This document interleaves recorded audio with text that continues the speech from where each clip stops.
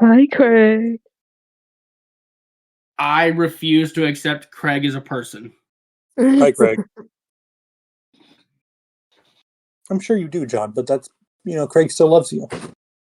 Don't say that. Don't tell me that. Everyone still loves you, even though you make poor choices. He's not my dad. Oh, really? Look at that What picture. Tell me that bear isn't your dad. Fine. Still want an allowance.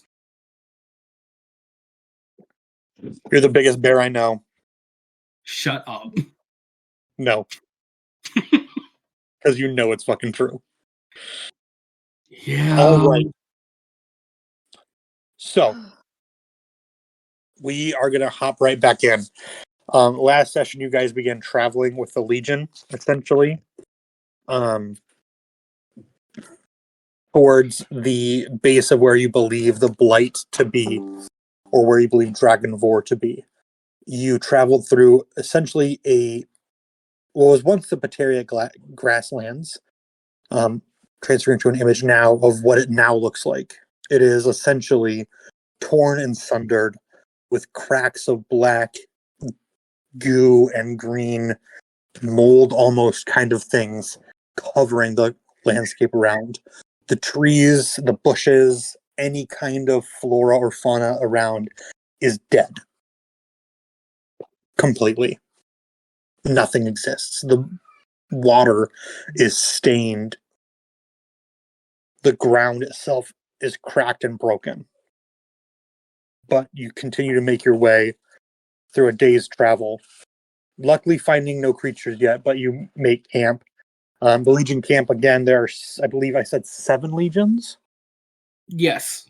I believe I said 7 legions, which surround, almost in a star pattern, this wild camp of the elves of Ovidheim, who have come to join the fight. Their camp is not well laid out and is kind of a jumbly mess of tents, lean-tos, open-air sleeping bags, what have you. Every Legion camp looks like this. It is the exact same layout. Rows of tents. There are mess tents. There are healing tents. There's an armory. In the middle is the command tent. Your guys' tent is kind of in that command tent area.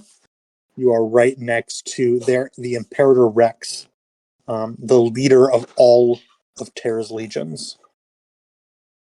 Their name is Tritus Valerian. A little background, just real quick, little lore for Lenny, who is joining to listen into this session.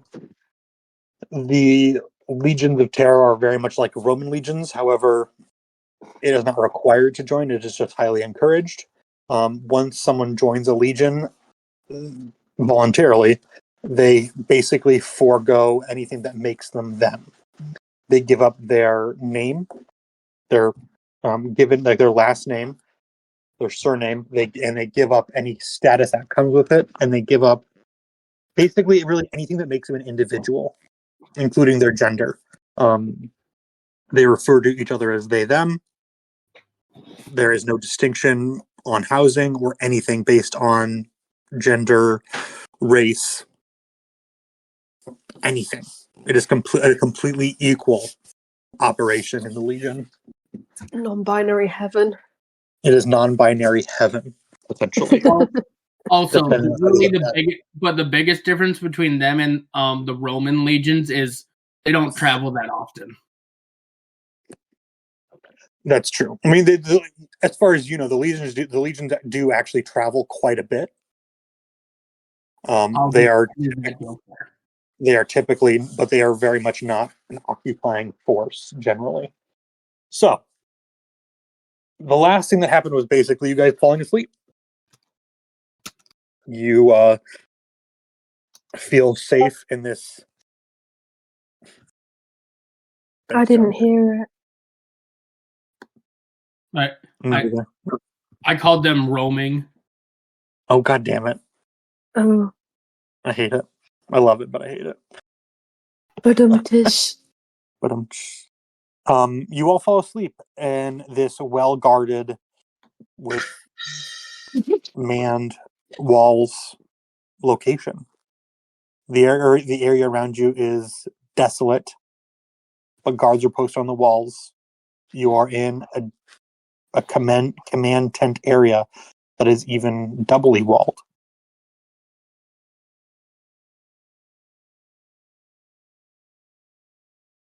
However, the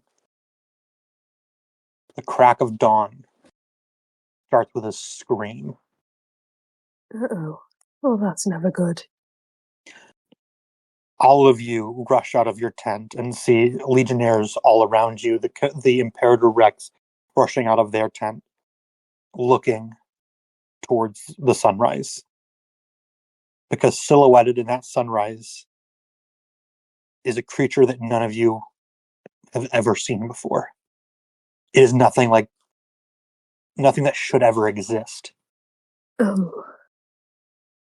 It is a bug, or a demon, or a crab, or a bear. It's everything just mushed together like Play-Doh. And it itself is what is screaming. It knows at its core that it is an abomination that should not exist. And its voice is what gets to you the most. Valen, I need you to make a wisdom saving throw. Oh, fuck me. Okay. We're starting off strong. We're starting off real strong. Because in your head, the only thing that you can hear, the only thing that you can see, is where there should be an enormous head of this creature. There is the small, little, long-haired face of a girl. No. Fuck off. Your daughter's age. Fuck off. Just contorted right in a twisted scream. It's not her. Oh my god. By the gods, does it look like her? Oh, Ian, I will jump through this computer. Oh. Hey, it's not her. It just looks like her. Just fucking. This is the beginning of my villain arc. Wisdom save, did you say? Wisdom 2.0. Please. Oh shit, a brick. Wait, why is there two? It rolled with advantage or disadvantage. So just re-roll it again. Hold on. I think you get advantage on wisdom saves, actually. Do Let's I? see. Let me see here. I think from one of your things with your sword, you might get advantage on wisdom saves. So let me just double check that. That might be me. It was a couple people, so I'm trying to remember because goddamn, I cannot remember Let me shit. have a look. I wrote down somewhere. I have everything written. It is in the description of your sword. So let me just pull it up real quick. And beginning at 9th level, you can re-roll a saving throw. Oh wait, no, that's indomitable. But still. Okay, so +1 greatsword must attune lightning damage. Lightning cord, do for lightning damage. No, so nothing about your sword gives you advantage. So if you want to, you can just re-roll that for me. You also get a +3 from me because of aura protection. Oh, nice. Yeah, because you'd be within 10 feet. Another. So 15 then. Yes, that's 15. more like it. 15 does not save. Oh no! You are frightened at this time of this creature. Oh fuck! Because the only thing that you can see is your daughter's face, contorted in twisted agony, in the knowledge of their own existence. As they completely step over these 15-foot walls that have been erected around this camp. And other arms start growing out of its body and begin lashing down at the legionnaires around them, stabbing through them with no effort whatsoever. Their yells for support or orders being barked out cut short as their life is ended. Oh, I need shit. all of you to roll initiative. I'm going to roll 2 initiatives, one for essentially the Legion, and one for this abomination. I say Bruce wants to use his to go back to bed. Oofta, Bruce. Bad dream, and he'll wake up from another time. Wah! Shit. It's useless, though, because I'm frightened. Mm-hmm. You can still attack essentially from a distance, but yes, anything, you cannot move closer to this. It will move closer to you. I'm not going to make you run away from it. I am not a distance fighter, but I do have a glove of blasting. You get to roll at the end of your turn, each turn, to see if you save. Sick.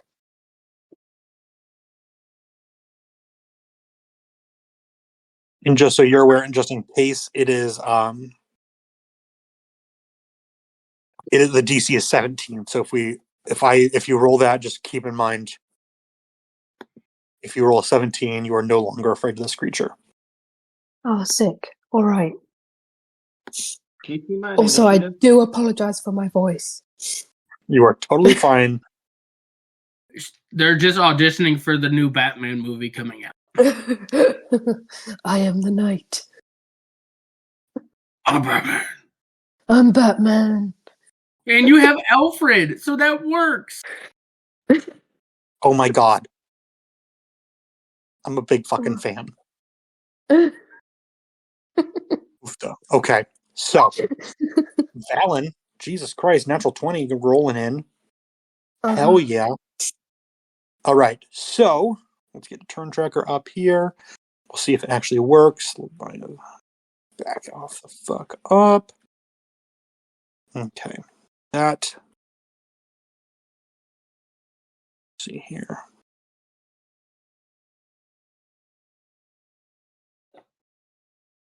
Okay.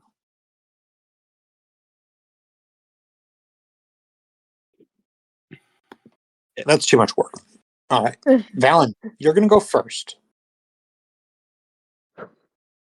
Right.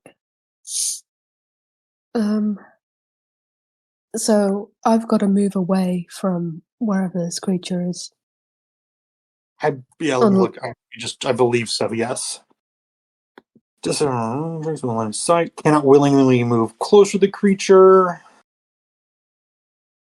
If I remember the being afraid. So you have disadvantage on ability checks and attack rolls while it's in line of sight, and you cannot willingly move closer to it.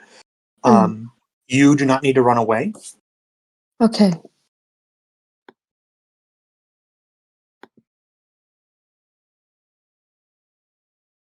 So disadvantage. How far away is it right now from me? It is good. It's going to be. I mean, it's far. It's like at least 120. This Legion camp is large. I cannot move closer. Let me do some math here. There's about 70,000 people in a Legion.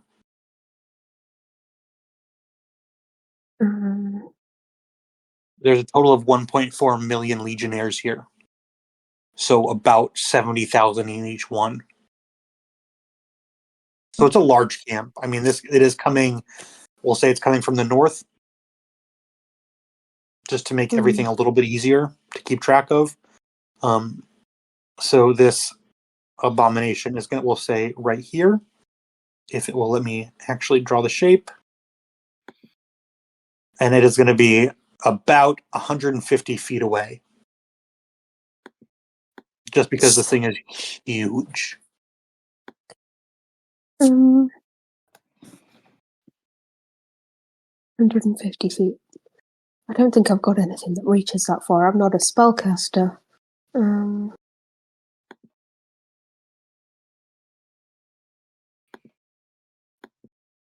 If you'd like, you can always hold your turn until something else happens.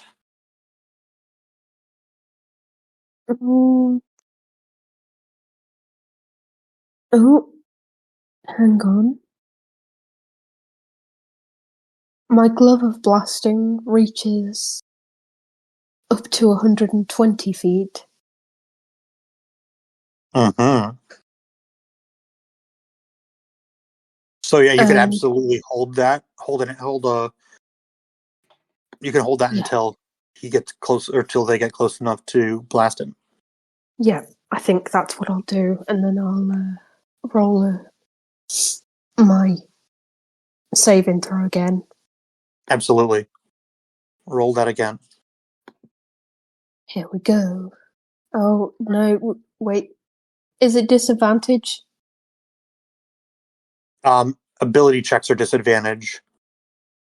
Saves, no. Saves, no. See, lady, I'm still asking questions, so you'll be fine. Mm-hmm. Questions are good. Everyone should ask questions. 18. 18. You save. She saves. Mm-hmm.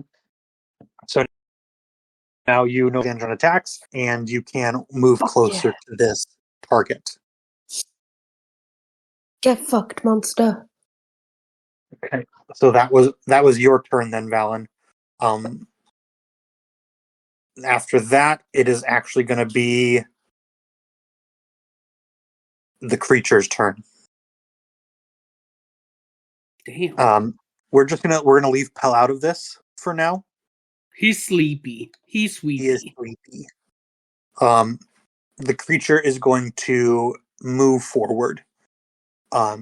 As it moves forward, it makes 5 attacks. Oh, jeez.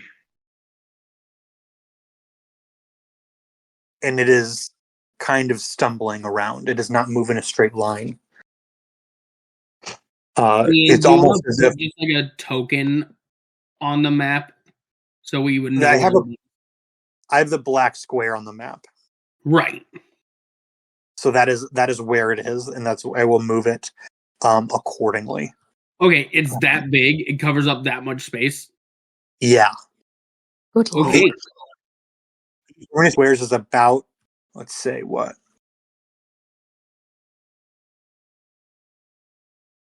Yeah, each of these squares is about 20 feet. Okay. It's about 60 feet wide in each direction. It covers 60 feet of space. Boy, he's thick. He's Yeah. It is.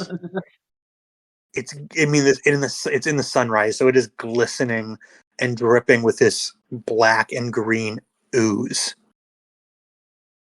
And the scream is just constant. Ew. As it walks towards you, it moves left and right, staggering as if it doesn't know how to move its own body. First it moves here, then it moves there. As it covers this tent, these are some of the mess tents. You see some cooks run out of there and just look up at this thing and completely freeze.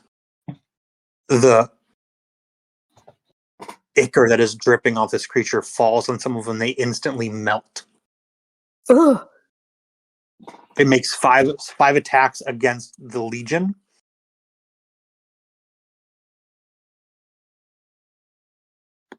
And we'll just ignore that. Okay. You see its arms reach out, pushing through these Legionnaires, pinning them to the ground. At one point, it almost looks like a face pushes out from the carapace of this creature and takes a bite out of a Legionnaire as it runs to try and get into some kind of formation to defend themselves. But it doesn't. But they don't make it. That is their action. So they are right about there. That is their action and movement for this turn. All around them, you see Legionnaires staring, just frozen in fear. That is going to be Harlow's turn. Hi, Harlow. Hi. Okay. Oh, and Valen, you can absolutely blast them if you want to now. They are within 120 feet. So anyway, I started blasting. And then I just started blasting them. 1 second, let me find it. Jesus Christ. It's Jason Bourne. No, I looked up I looked up an abomination, and it's definitely not in 5e because their armor class is 50. Jesus. Mm-hmm. So we hit every time, right? Mm-hmm. Oh yeah, you'll definitely hit it every time. Just go ahead, roll it. Scorching Ray. Ooh. Right, well, I have to roll to hit first. Oh my gosh. Mm-hmm. So, Mm-hmm. Glove of Blasting, it's a bit difficult because it's just in my notes, so I don't have anything to just click and send. So please bear with me. Yeah. I thought you should be able to click and send it in your... I thought it was in your character sheet. It is in my character sheet. It's just in my treasure. Treasure. It's right there in your attacks. Right there, Glove of Blasting. You have a +9 to hit. It's in my... Well, there you go then. Mm-hmm. I couldn't see it. And you're proficient in it. I'm a badger. 24 to hit. Hits it for sure. Absolutely hits it. So roll... You can roll the damage. If you click on the Glove of Blasting right there, obviously. 4. 4. And it shoots 3 rays. So we'll just triple that. How about that? Sound good? Nice. Excellent. So 12 points of damage. Yeah. You see Look who's the using fire magic items. Ian. sink in. Yeah, finally using magic item. That is great, isn't it? You see the fire sink into their body. The scream doesn't stop. Its face just turns towards you. And still all you can see is little Ellie's face. Contorted in agony. Screaming at you. I don't like this. Yeah. I don't think anybody likes this. That is gonna be... Is that everything? Yeah, that's so Harlow. It is now your turn. Sorry. Perfect. Kick his ass, So Harlow is going to use Call Lightning Mm-hmm. and pinpoint it right in the center Okay. of this creature. Dexterity saving throw from the creature, please.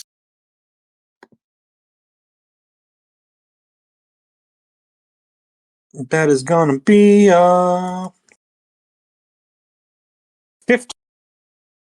15 does not make 15. Oh, it's supposed to have 16. Look at you, big boy. Yeah, guess what? It was higher. Mm-hmm. What happened? I don't know. This voice in the sky decided to be a dick. It's almost like you spent a month traveling and ran into some really awful shit. So, 3d10 lightning damage. A failed save. Okay.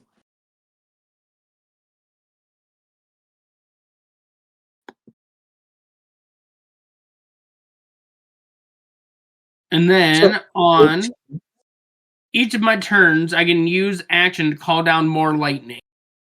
For sure. As long as you maintain concentration. Yeah, yeah. Concentration of 10 minutes. Gorgeous. Okay. So, anything else? Any movement? Any bonus action? I will be moving up to probably this tent here.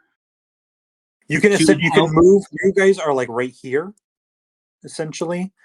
You could basically I will be moving to like the center of the tents. You can move one square at a time, so you could move here. Perfect. Okay, so you're just on the outside of the wall, essentially. Yep, again, and I'm directing people like away while I'm like summoning it. Mm-hmm. You see, you call down this lightning.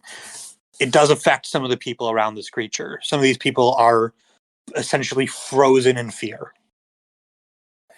Their mouths wide open.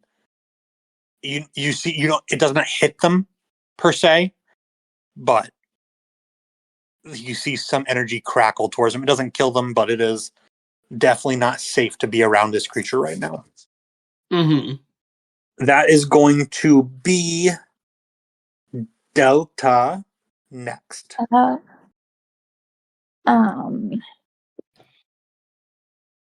it was to load.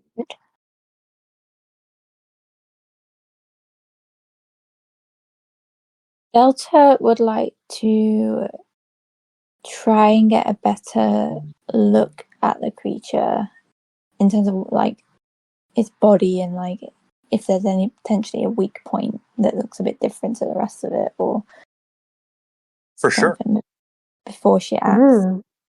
Smart move. So yeah, make a perception check.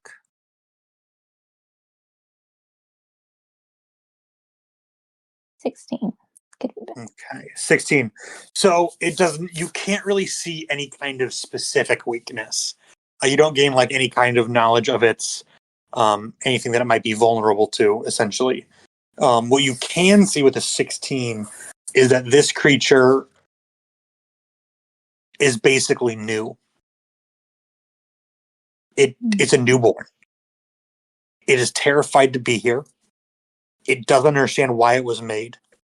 It knows it should not exist because its body is pieced together with a myriad of different creatures.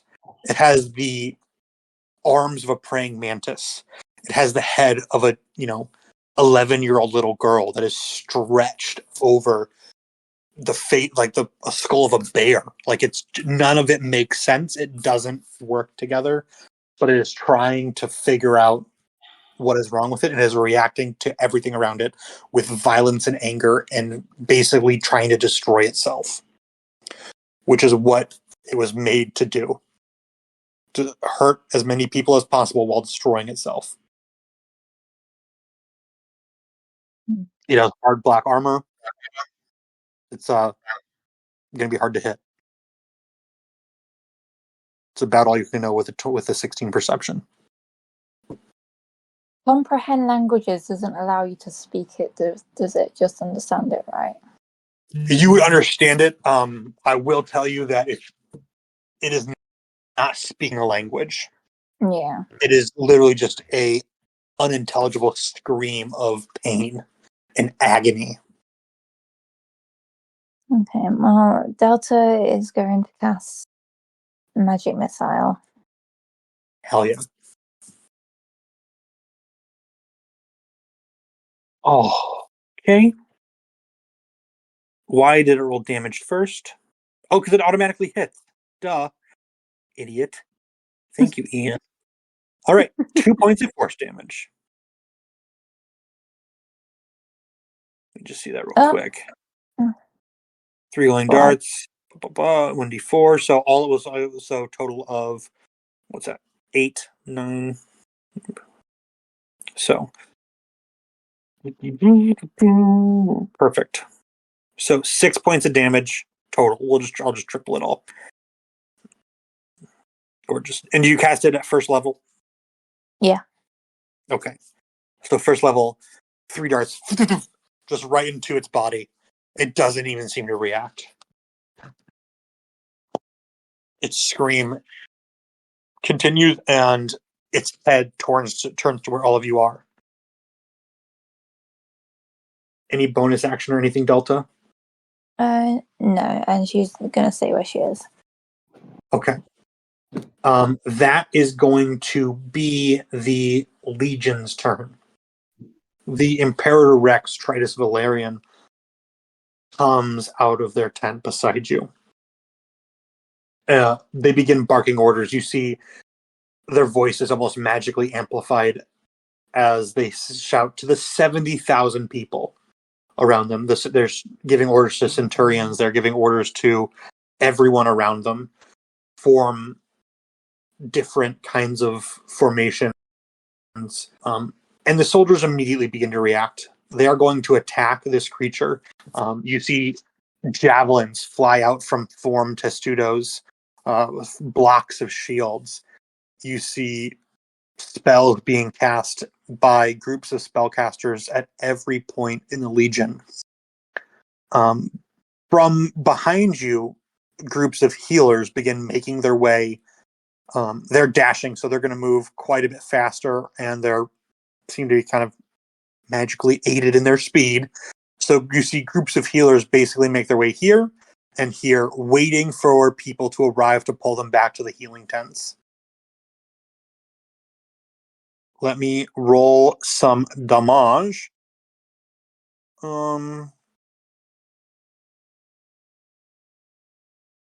Delta, give me a number between 1 and 5. Just in chat? No, just tell me. Just a number between 1 and 5. 3? 3.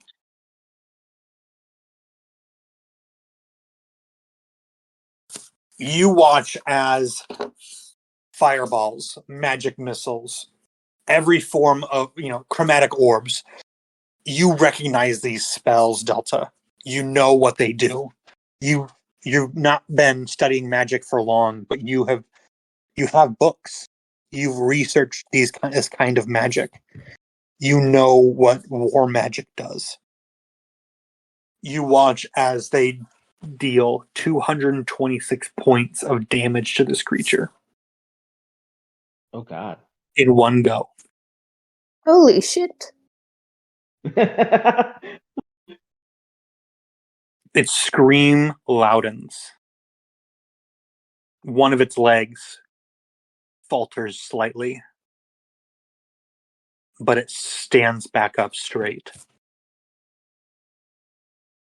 Blood, ichor, dripping all over the ground around it, staining it black, maroon, purple, green, yellow. It is a chaotic mess of pretty much the worst rainbow you've ever seen. But it stands back up and continues to scream. It is going to make a legendary action at this point. Oh, fuck. And look at a line of these tents.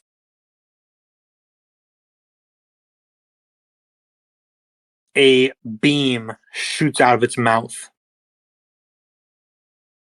All of you recognize it, the kind of energy that is made out of. It is blighted.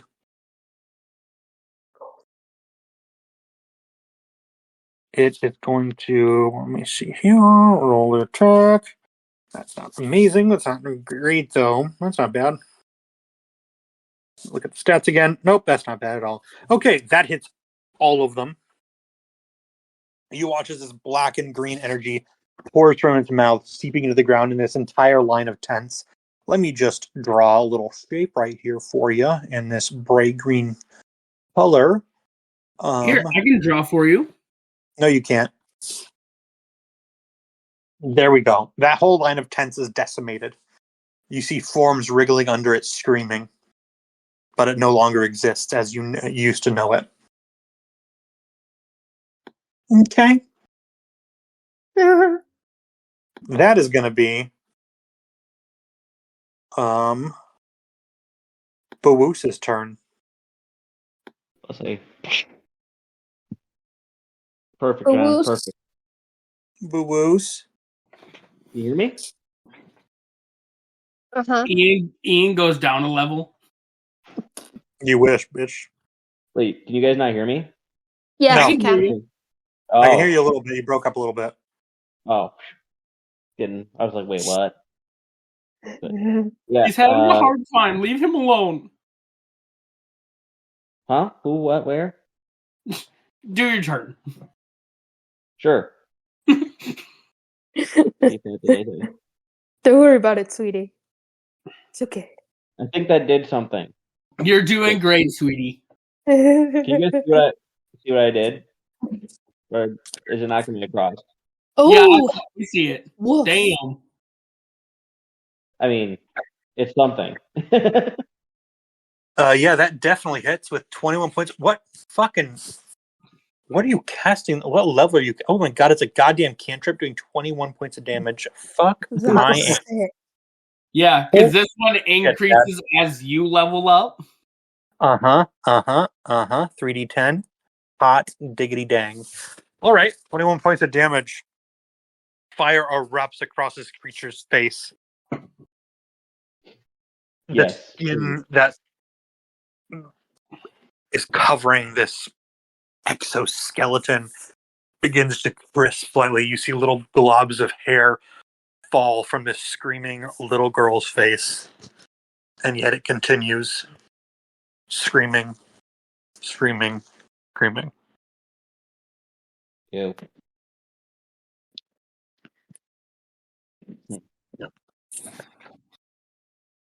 And then Bruce is going to go hide behind Harlow.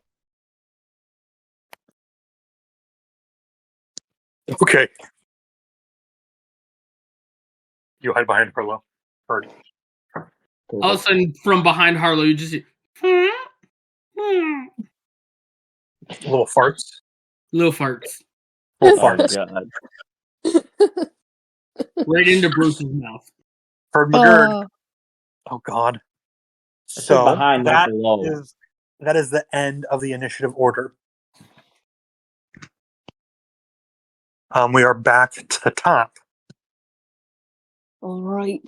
Valen, natural 20. Hello. Let go. All right, here we go.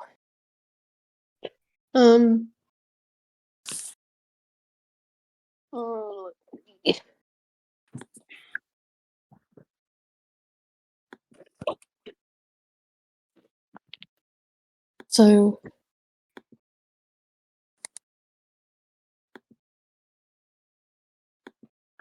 yeah.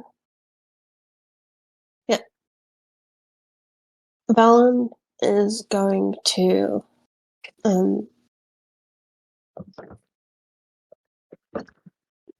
let's see. Hang on. Sick brain. Please excuse me. You are excused.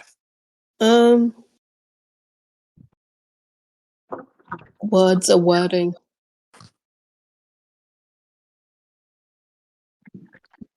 Whatever you want to do. Up to you, sister. Right. I am going to I'm going to use this action to dash to get close to the creature. Okay. And then I'm going to use my action surge to get an attack in. All right. Does that work? Let me look and see here. Just confirm how far away you are. One. Did you move in the So you moved 1, 2. Yeah, give it to you. Yeah, you can use your Thank you. action surge. Your whole action surge.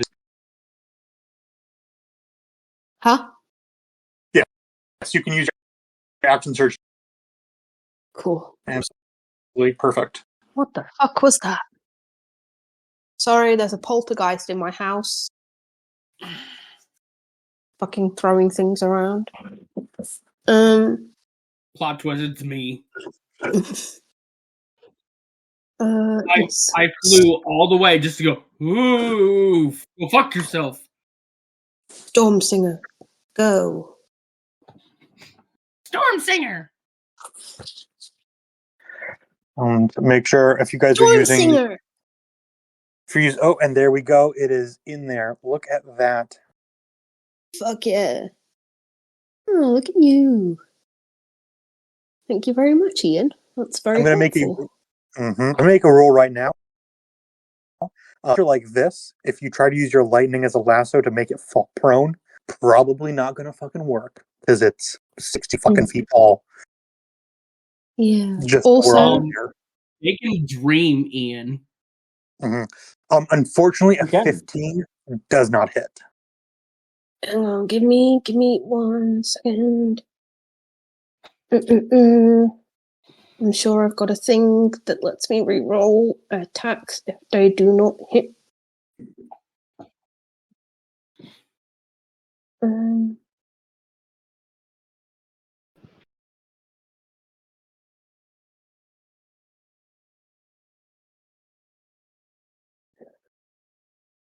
No.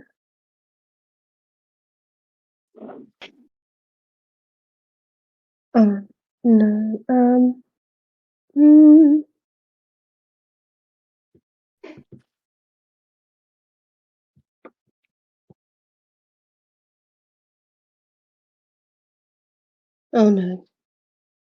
No. No, that's fine. What? I don't have a thing that lets me reroll. That's You if get I to attack roll again, right? Oh yeah, I do. Okay.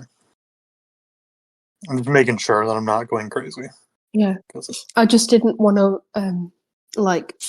waste that roll if I could just re-roll it. Oh, fuck me. 14. He's trying. He's trying. He's Valen trying his best. closer. As you begin to attack, I am going to need you to make a dex save now, as these drops of blighted blood and just goo, basically, are falling around you. 14's not enough. You are going to take 8 points of we'll just say necrotic damage to make it easier, basically. But it is blight damage. Yikes. Which has some extra things that will happen when you die. Uh-oh. Okay. Till you die. Just we're moving on. Who's next? That was, I believe, Harlow with a 17, yeah?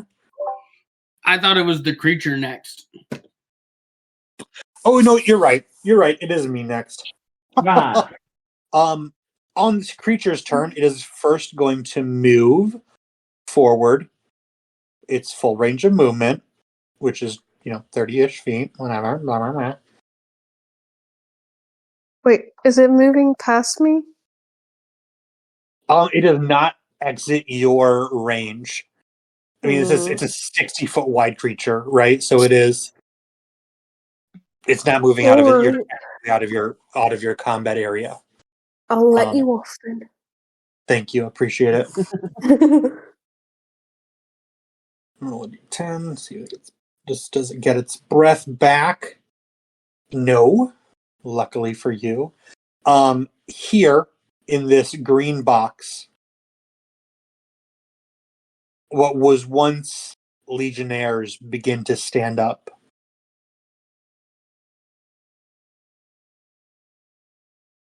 There's about, we'll say, 2 in each of these circles, right? The rest of them are dead. But there are a total of 20 legionnaires who stand up, their mouths wide open, an ceaseless scream as the skin blackens and begins to melt from their faces. Their eyes shine a bright green, and they begin attacking anything living around them. No, that was Lenny. Lenny has disappeared. Okay. Bye, Lenny. Thanks for coming for a little bit. We appreciate you.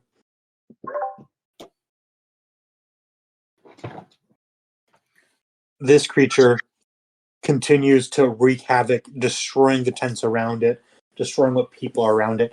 It still doesn't have any combat with you, but it is preparing to descend upon the command center.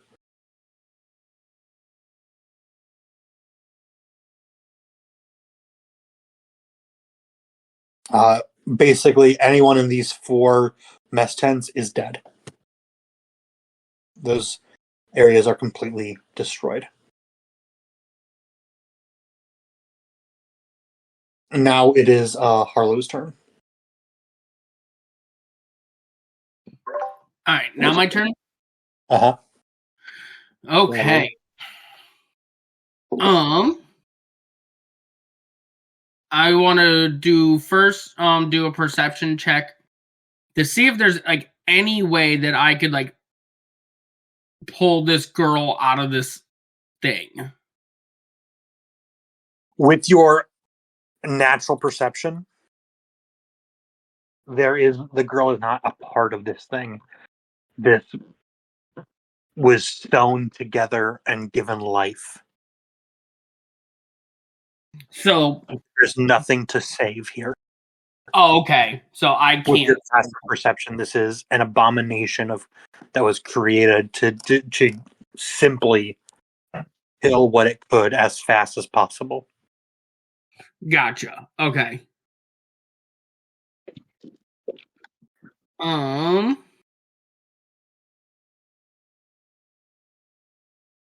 Then again, I am going to use my action to call down lightning. Mm-hmm. So I need another dexterity save.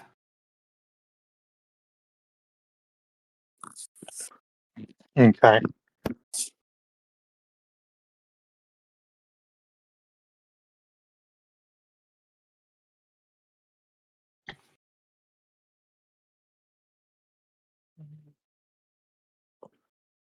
That is a natural 1.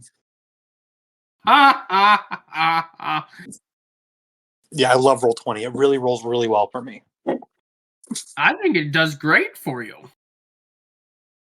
Just like the rest of us. We'll see what happens when we're playing, when you guys are fighting Dragon Vor, and I'm just rolling a bunch of natural 20s. Yeah, but then it's rigged. Uh-huh. Alright, so that's 21. 21 points of damage. Oh, yeah. Mm-hmm. And if there's any... I think...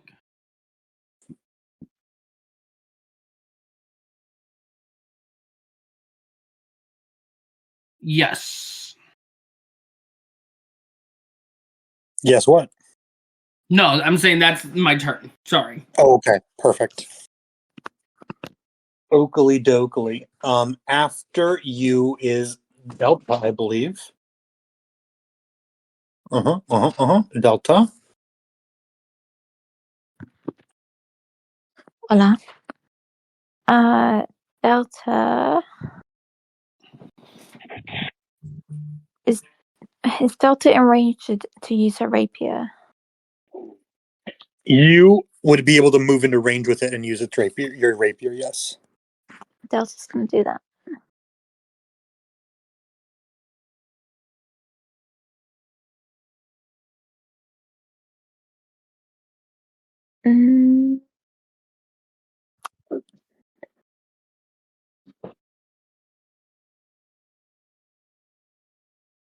Okay. God damn it. I forgot the name of your sword.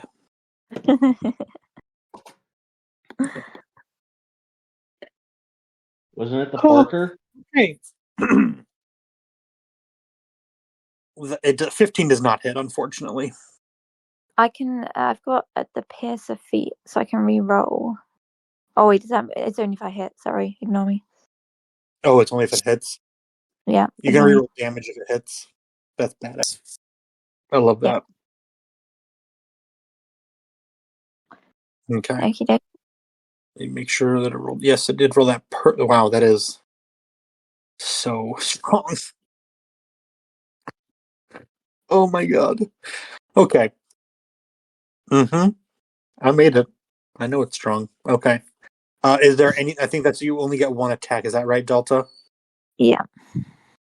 Okay. Is there any bonus action that you can take? I think really you can only bonus action hide.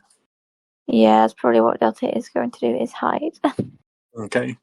You can pretty easily sneak back behind this curtain wall here, and find a small place to hide.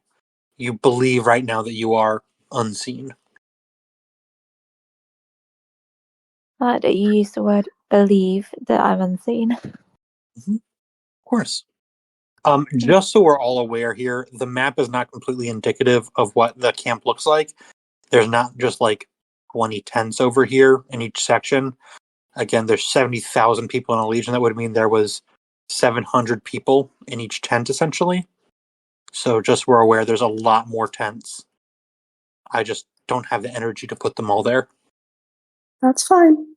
Okay, thanks. Just so we're all aware that I'm not making up things. That is Delta's turn. It is now the Legion's turn. Again, the healers begin to pull back a little bit. Some of them rush in here to the command center, looking for people to help or save.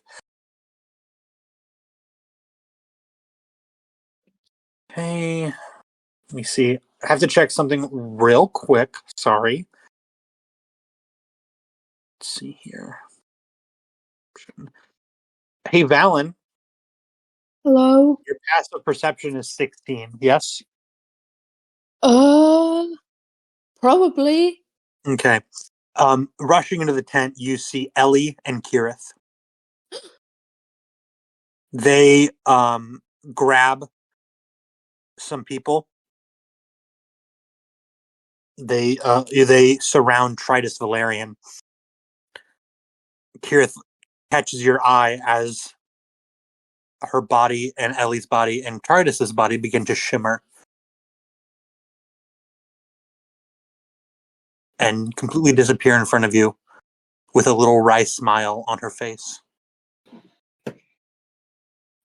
She's Casts a spell and transports them away from this very dangerous area. Oh, thank fuck for that.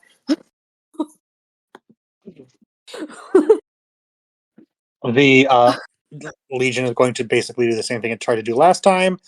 Cause damage. Nope, that was 3d6. 3. Hold on 1 second. Oof, that is not good, folks. This this time they only do 32 points of damage. Oh, only. The whole 70,000 members of the Legion do 32 points of damage. Oh, I thought you were on about the big monster. No, I just rolled 3d100s and got 32 points of damage. Yeah, that's shit. Mm-hmm. That's impressive. It is. Got to agree. So, the creature is not stumbling. It is not happy. It cannot make a legendary action this turn, besides, stabbing a couple more people, so it's going to do that. It is, again, not in range of you, but the Legionnaires are crowding around it, and it completely wipes out a testudo, essentially like basically a ring of shields. It's 100 guys and 100 people in a ring, completely covered in shields, should be impenetrable. It wipes it out with one swing of a leg and crushes them all.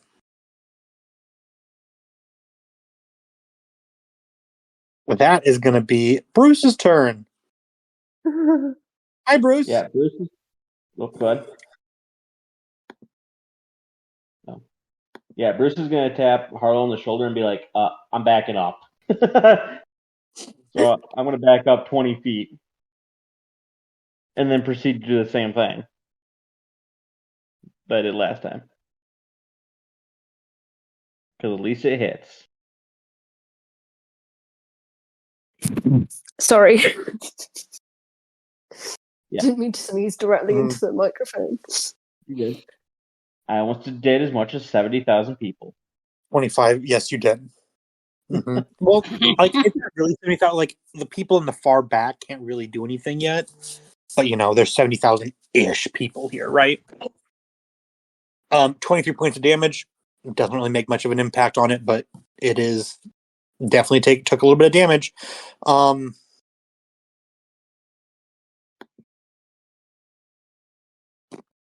Yeah, go. That's it. Okay, Harlow, as Bruce walks up to you, you see something sticking out of his belt. Oh God. You have a very high passive perception. Out of Bruce's? Out of Bruce's belt. He says, I'm backing up. And as he turns around, you glance down at that ass. Because you do, you're Harlow. We all know it. Right? Mm-hmm. You see a little ducky. Wondering You if that's what... You little duck. Quack.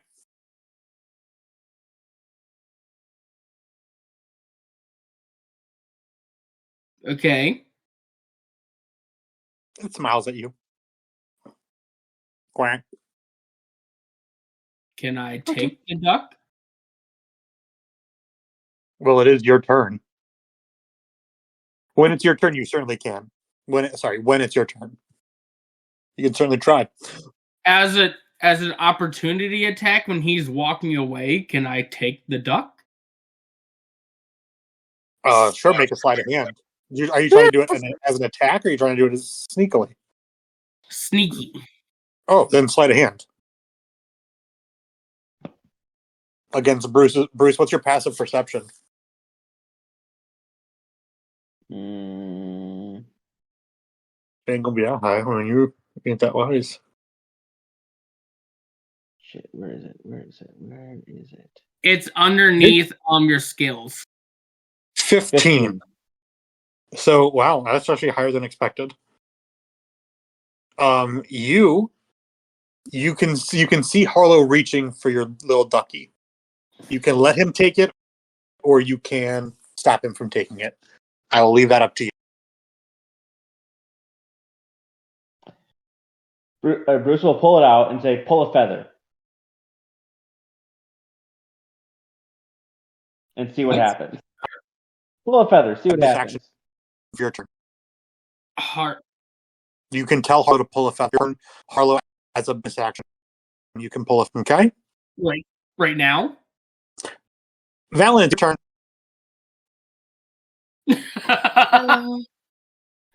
I'm so confused. All right.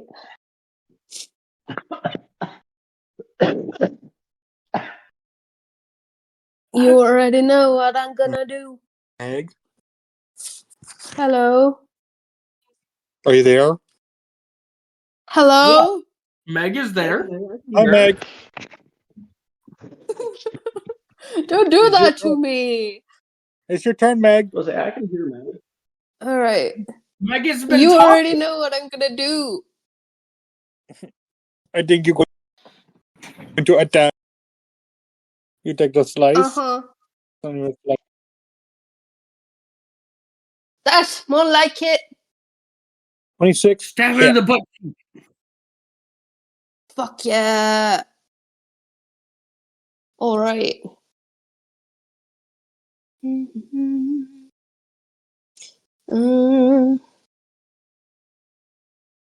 Oh yeah, plus an additional 1d4 lightning damage. Uh-huh. Of course. Wow. Yep, and it rolls out 1d4. 14 in total. I'm so goddamn glad I put that together right. I'm so goddamn happy. 14 points of damage. Badass as fuck. Hell yeah. Just slices right into one of the legs. Lightning energy crackles up the blade coming from this lightning cable. As you slice into its leg, a deep thrum of electric guitar, just a power cord, comes out of this little amp attached at your hip. It's badass as fuck. You're making fucking metal now. Yeah. Anything else, Valen? And You can attack again if you'd like. You get 2 attacks on your turn. absolutely, I'm going to attack again.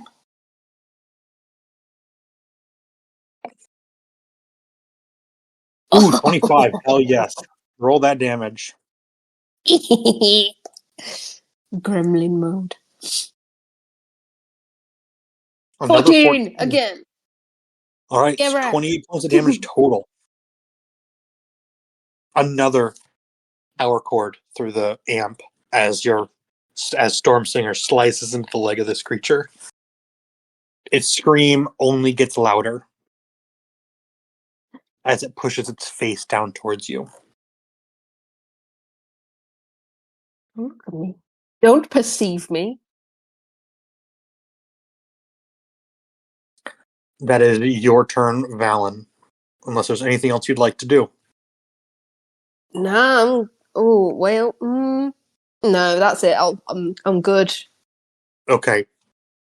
That is then going to be, I believe, the creature's turn. Checking Creature. initiative order. Yep, that is the creature's turn. It is going to make an attack towards you, Valen, as you've heard it the most recently. That is going to be... That is a 26 to hit. That hits.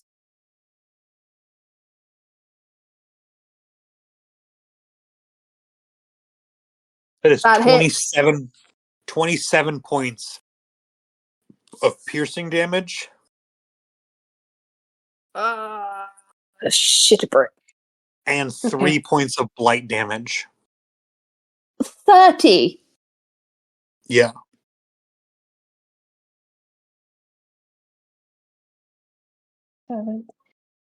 Jesus Christ. The rest of its attacks it makes towards the people in this central tent. You see centurions with the crests of their helmets just sliced down before you all. Runners, pages, young boys, young people, young women, not in the Legion, but serving anyway, sliced down before you, falling, pierced through the chest, the head. This acidic ichor falling into their bodies and essentially melting them before you all. The Legion pushes forward, but still makes... Some of them can't even attack yet.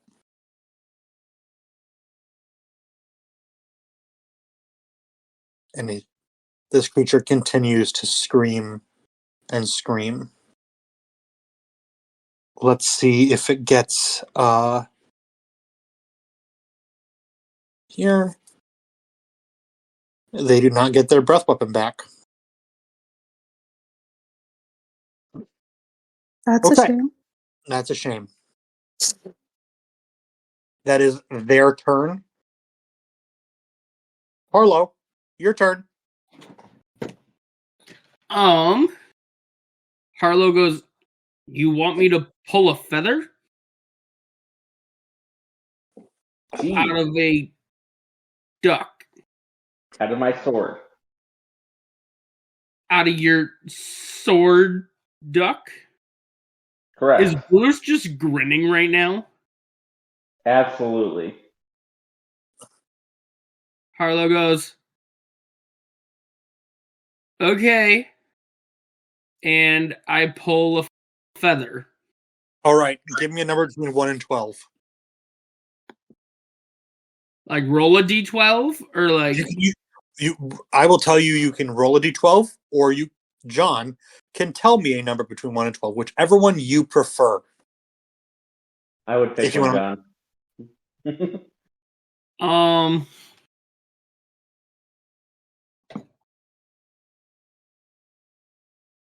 Ian, what was the I think it was. What was the case from that I got the jackpot in on the Deal or No Deal? Oh, it was like a. I don't remember. Fuck 11. All right. John, you immediately feel well rested and have gained all the benefits of a long rest. All your spell slots reset. You can repick any of your spells right now that you wish to. Do I go back to 135 or stick at the 114? You gain all the benefits of a long rest. Your hit points are restored. Even from the blight? Yes. Holy shit.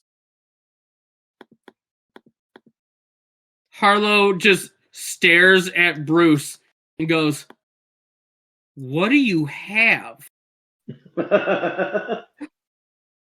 And then can I then use a spell right now? Yes, that was your bonus action. Okay. How close is the creature to me? It is within 30 feet. Cool. Harlow uses polymorph on it. All right. Let's see. Okay. A new form. It's a wisdom save. It is a wisdom save. Okay. Creature you can see within range. You have a focus, right? Well, the glaive is your focus, isn't it? Correct. Wisdom saving. I don't know if I can shape change or a creature with 0 hit points. I will allow that this is not a shape changer because even though it is pieced together of many different shapes, it not willingly changes its shape into something else and is challenge rating equal to or less than the target's level. It is not challenge rating. What are you trying to turn it into, John? Or do you want me to roll the wisdom save first? I can also roll the wisdom save first, and then you can decide what it is. Yes, you have to roll wisdom save first. Okay. Let me look here and see. Okay. I'm kind of altering another creature. So this creature has a +5 to wisdom saves. So I'm going to roll. I'm not going to roll this publicly. I'm going to roll this. I'm going to roll this publicly so we can all see it. It has a +5 for it being an abomination. No, as a creature, it just has a +5 to its wisdom saves. Okay. Let's roll this d20 and see. That's a fucking 8. Cool. First question to the group. We have a bag of holding, right? Uh-huh. Okay. I turn it into a mouse and catch it by its tail. You are not close enough to catch it. You can definitely turn into a mouse, but you cannot. You cannot catch it for sure. Wait, did you just turn the abomination into a mouse? Yes. Sorry. Okay, so that's your action. You had your bonus action. You can now, if you want to move and try and find it, you do. I'm going to move and catch it. Okay, give me a perception check to find it. And actually, I'm gonna roll a percentile. I'm gonna roll D100 to see if it lands in the goddamn fire that it's standing over, John. Because if it does, I'm gonna give it.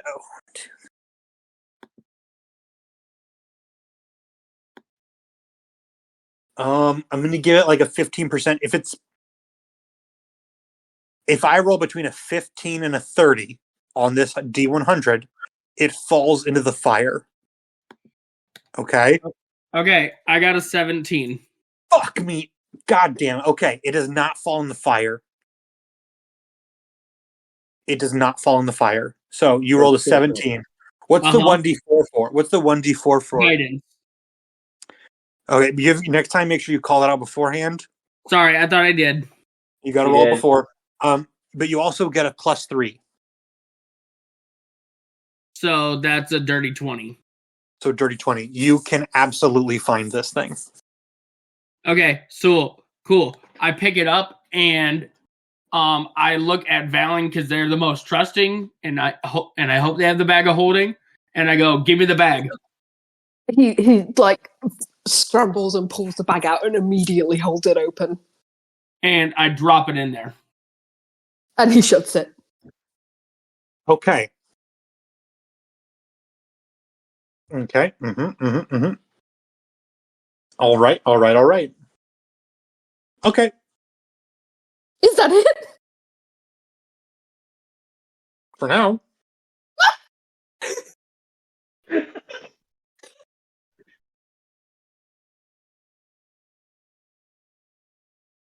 Because then, like, once it's in there, I can let the go. Legionnaires around you. Oh, give me 1 sec, John.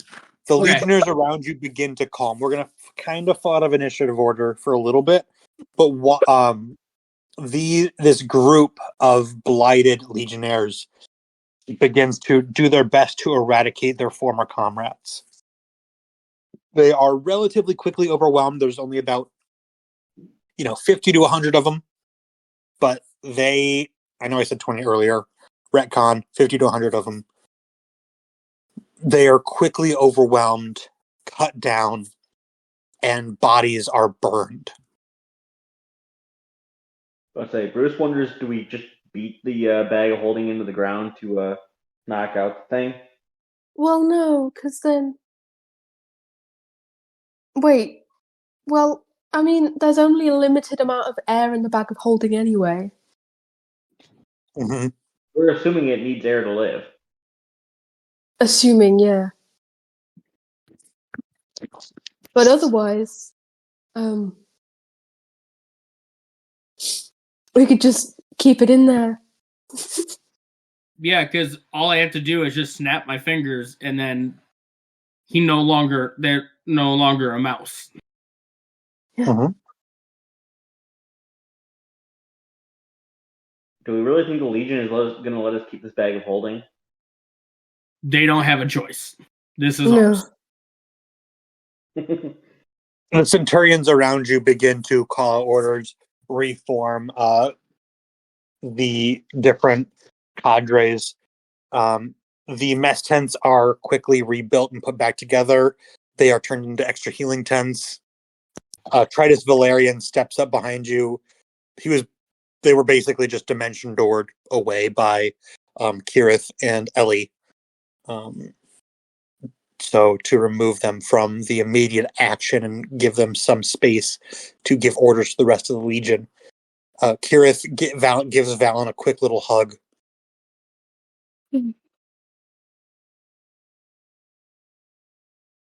Ellie gives her dad a little smile.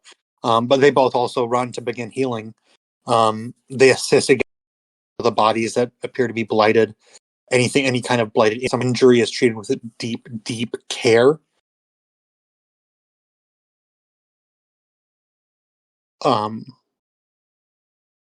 About 5 minutes has passed. Hey, I have blight injuries. Cut it off. You did take some blight damage, that is correct.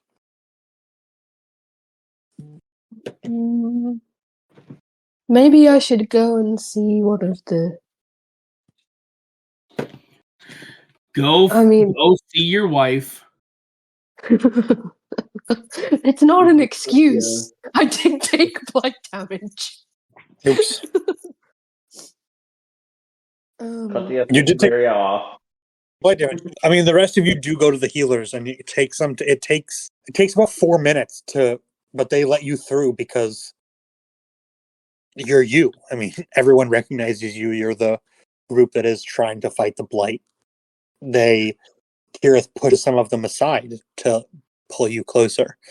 She assesses your injuries quickly. You have the Disney Fast Pass. Yeah, again, it is been a total of 9 minutes.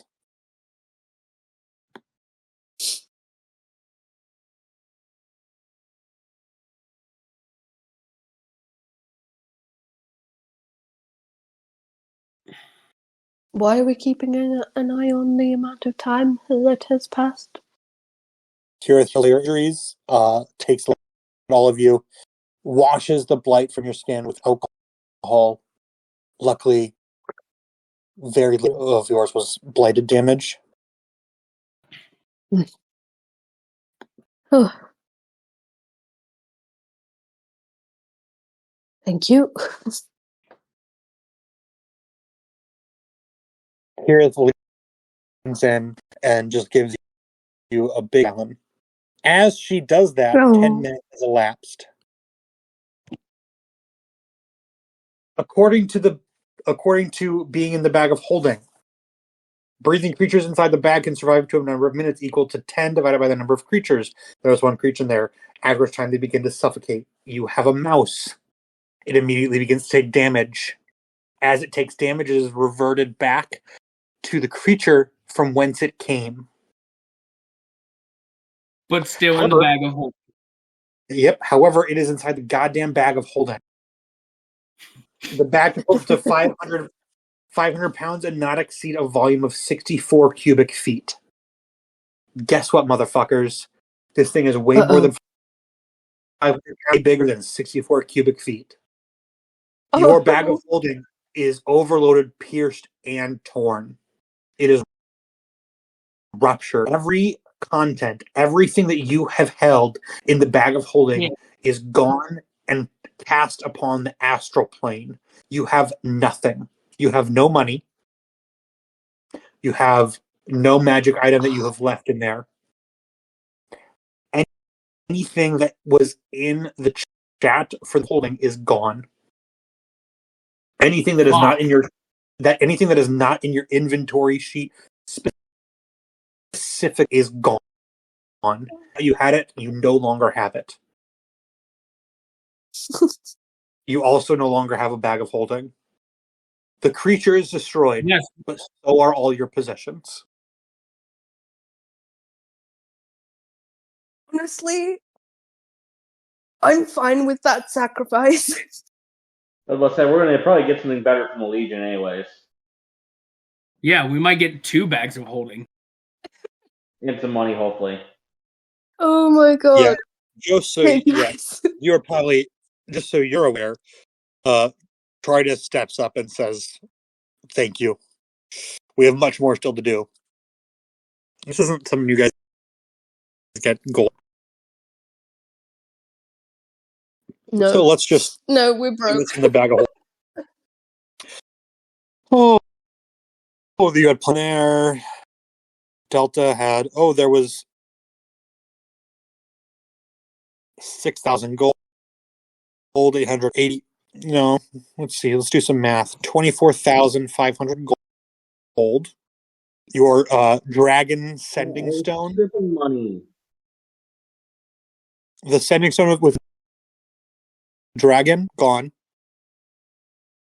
A bag of exploding beans gone. 2,000 gold. Another 5,000 gold. Fuck me. 1,100 copper, 500 silver, 30 gold. Oh my god! You had 1,040 platinum, which is another 10,000 gold. 1,500 in diamonds, 2,500 in gems. I'm going to say that Pell held on to his book with his Mother Tree book and did not keep it in there because that'd be ridiculous for him to do that. Oh, Pell was smart enough not to do that. Yeah, there's an obsidian and bone chest set, a small ring of metal that no one had recognized. Harlow, do you have the Ring of the Grammarian in your inventory? No. The Ring of the Grammarian is gone. And there was Armor of Red Iron. The folding boat is gone. There was an unknown book. A gold key that you found in Ovenheim, gone. The cloak's gone. There was the hat of vermin. There was a kinky mask that sensed whoever loved you. Gone. The language that none of you... Again, the bag of beans that no one ever did anything with. Flask of oil. 50 platinum. 5 gold key. Wow, you guys had about another 50,000 gold. Crossbow sure bolts. We actually have to the dragon or something like that. You guys basically had a dragon's horde. You had over 100,000. I really thought we dropped all that gold off with Flame's caretakers at the castle. Nope. Someone in the astral plane is going to be very, very happy. Well, here's the problem. It's not going to be someone. It's going to be many summons because it is scattered across the astral plane into one location. There is no way for you to ever receive any of this again. That's fine. Bye-bye. I mean, that thing is someone else's issue, which I'm fine with. Again, unless it's in your inventory, it is gone. I mean, in the grand scheme of things. In the grand scheme of things, you're welcome. This was meant to be a ginormous fight. And we just made Ian angry. And he said, fuck you guys. If it isn't the consequences of our actions. No, I mean, it's fine. It's fine. Does anyone want to know how many wait for Rex left? This. Go on. That thing had 700 hit points left. About. Yeah, I think it was worth it. Rex is going to be so angry with us, but also so proud. I think it was worth it. Using half of it anyways. Okay, so Harlow, hopping back into the game, Harlow immediately walks over to Bruce, just picks up the duck's sword, and goes, "The fuck is this?" I wouldn't pull another feather if I were you. Bruce, all you know is that it's a sword. Yes. But you know that it has some random abilities? It's a magical sword. With feathers and it quacks? It's a fancy magical sword.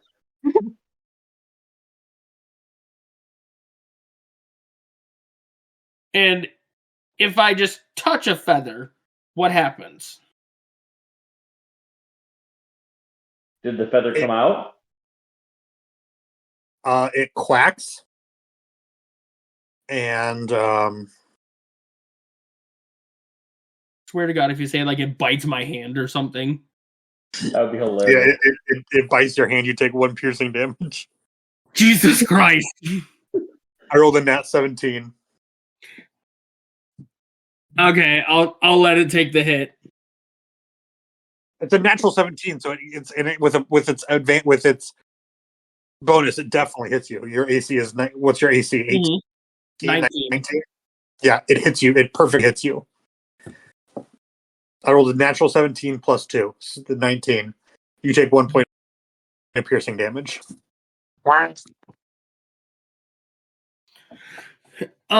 Buddy, I don't think that's a sword. Oh, it's absolutely a sword. I bought it from a swordsmith. Buddy, I think you just have been carrying around a live duck. No, it's absolutely a magical sword. Magical duck, then.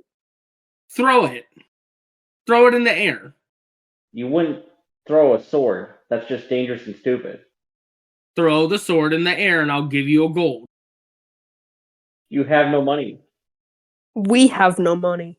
Technically Harlow does. He still has 44 gold and 10 platinum.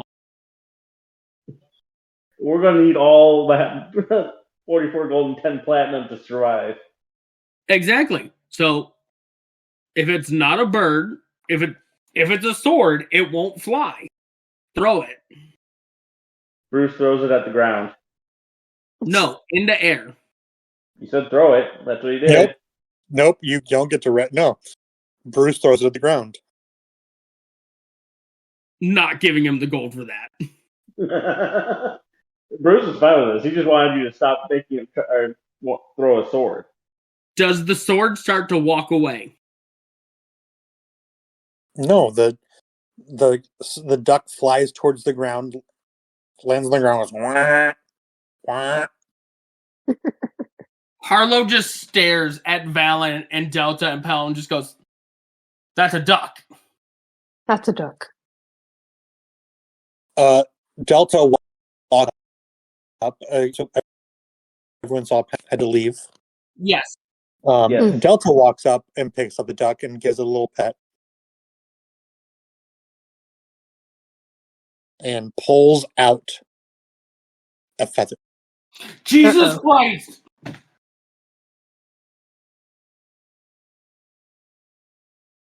In front of all of you, Oh shit. the duck falls to the ground, falls out of Delta's hands. Delta looks at you all and says, "Oh shit," and pops out of existence. What? What the fuck?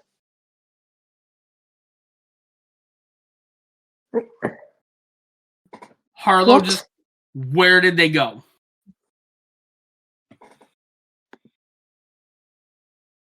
And uses my last big spell of locate creature.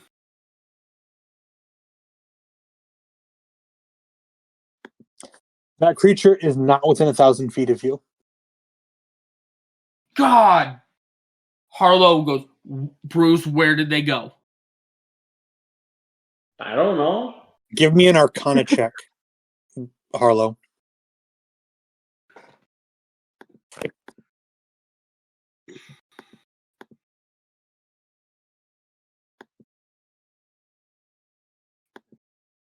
I'm surprised it was that good.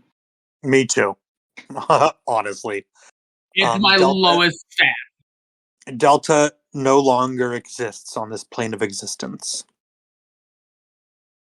Delta? Fucking Christ. Delta has Delta's been gone? transported to another plane of existence. Oh, fuck. This duck is basically As a deck of many the things. duck kind of Harlow lazily quacks and falls to the ground, you see a feather that is emblazoned with the Ace of Spades fall with it and just crumble to ash on the ground. Wait, it is a deck Harlow- of many things? Harlow It's a looks duck of many up things! It's a duck of many things! and goes, Meg is not a deck of many things, it's many things. That's what I just said! Yeah, it's a duck of many things. Quack. Harlow looks at Bruce and goes, "You bought a duck of many things." Bruce goes, I bought a sword that has the ability to be a duck of many things. Hey, Bruce, go ahead and do a count of how many people in our group are here. Not many. But there's also 70,000 people behind us. Mm-hmm. Oh, Do you notice that someone's missing? I got my duck.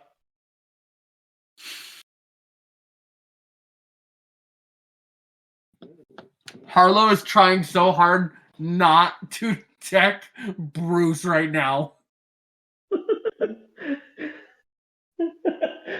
I mean, technically, I'm going to metagame here a little bit.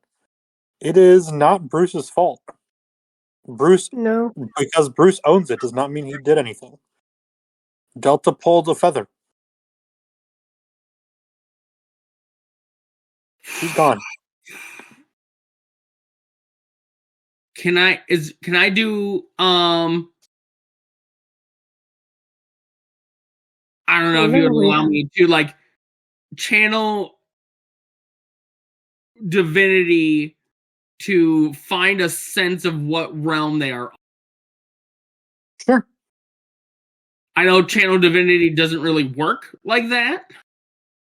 Pop in channel divinity. Let me just see exactly what its wording is, and Well, see if there's I a way we can do a workaround. Channel in a secret weapon. Fully in divine sense.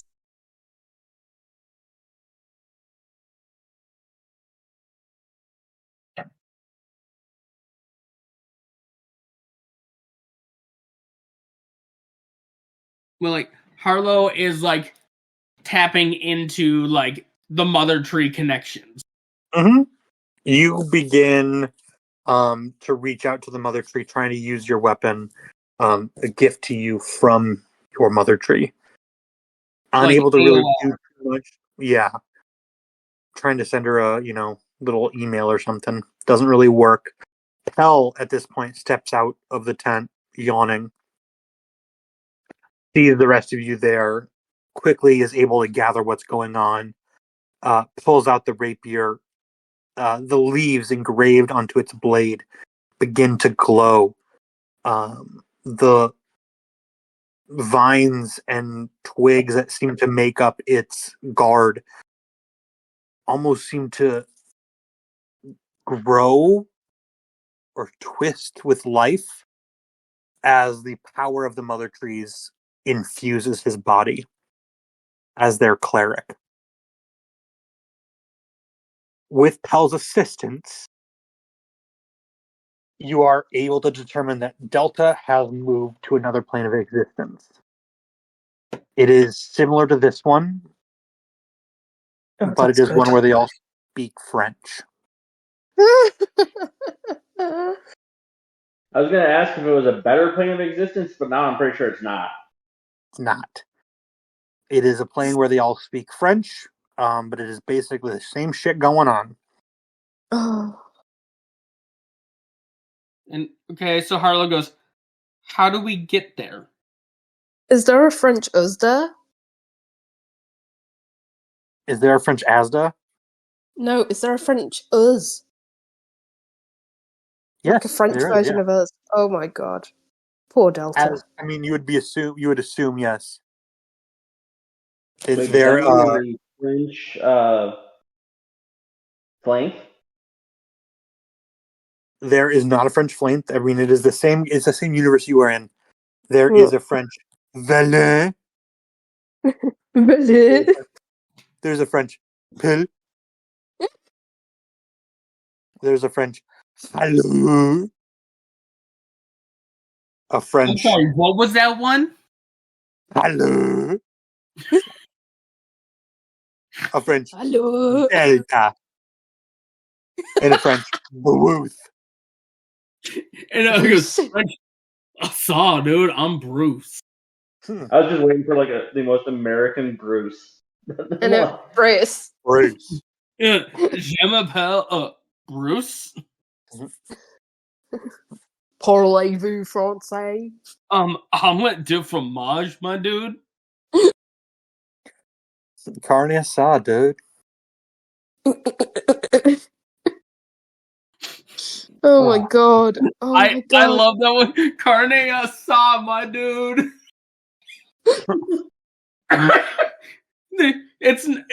The alternate universe is now just frat. Oh my! I mean, shit, dude. In college, that's all we do. Saw, dude. Carne asada, dude.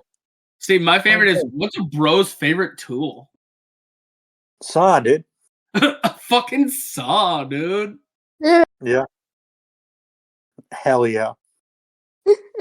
It's why my next drunken monk is gonna be Chad. Oh god.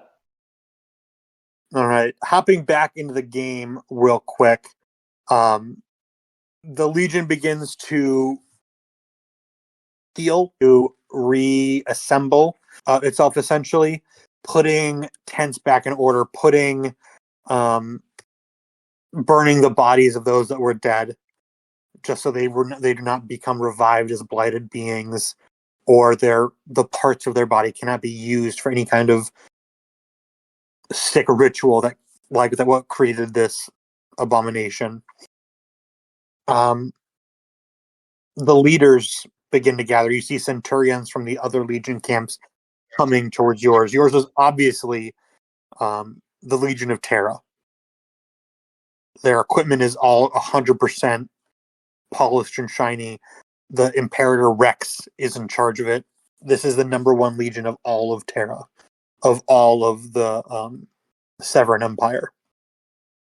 Also walking towards you, you see Ed and a couple other elven leaders. Ed smiles at you all. You see the blue tattoos on her face shining. All of you remember Ed being a little bit messy. She was finding her own way. This Ed is bedecked in green, almost leaf-shaped elven scale armor covering her entire body. It is perfectly form-fitting. It is a skirt. It becomes a skirt at the waist and just flows with her as she moves like a waterfall. It is beautiful. It makes no sound at all. Her hair is done up in very tight little braids that twist and curl in the same pattern as her tattoos. But just her hair, the back into a long, very, very braid. She smiles at you all, waves, and puts on her serious face to come talk to the leader of the legions. A quick conversation is had, going over future battle plans. What do we do next? How do we prevent something like this from happening again? Your legion was at the front. That is why you were attacked first.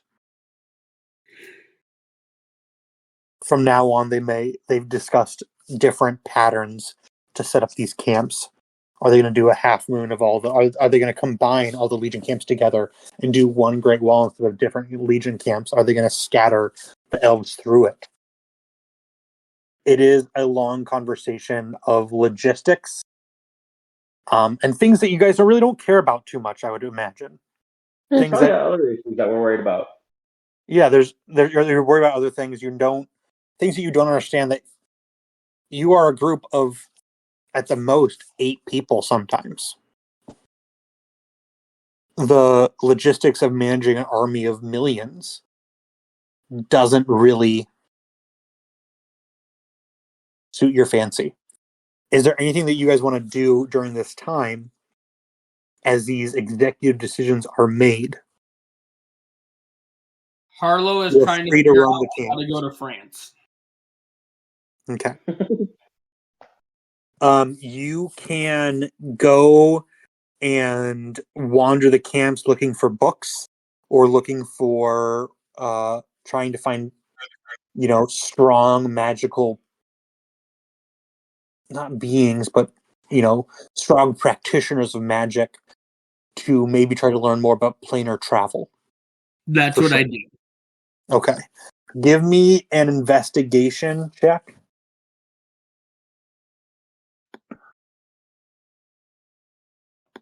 You're unable to gather too much information. I'm assuming that we're all asking around because. Ooh, advantage.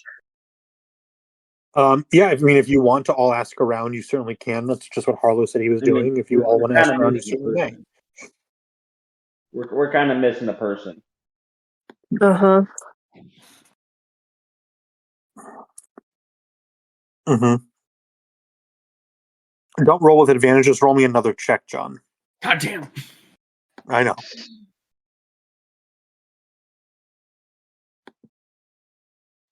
Alright, so dirty 20. You find it takes you some time. You're wandering these huge camps. It's pretty easy to tell who is a practitioner. There's certain armor kinds, certain armor styles, certain insignias on their armor that Valen is relatively aware of as a citizen of Terra. you kind of just learn to recognize it when you grow up there, as these are like mages or the warrior mages of the Legion. But it takes you a while. It takes you about an hour, 2 hours to find these people.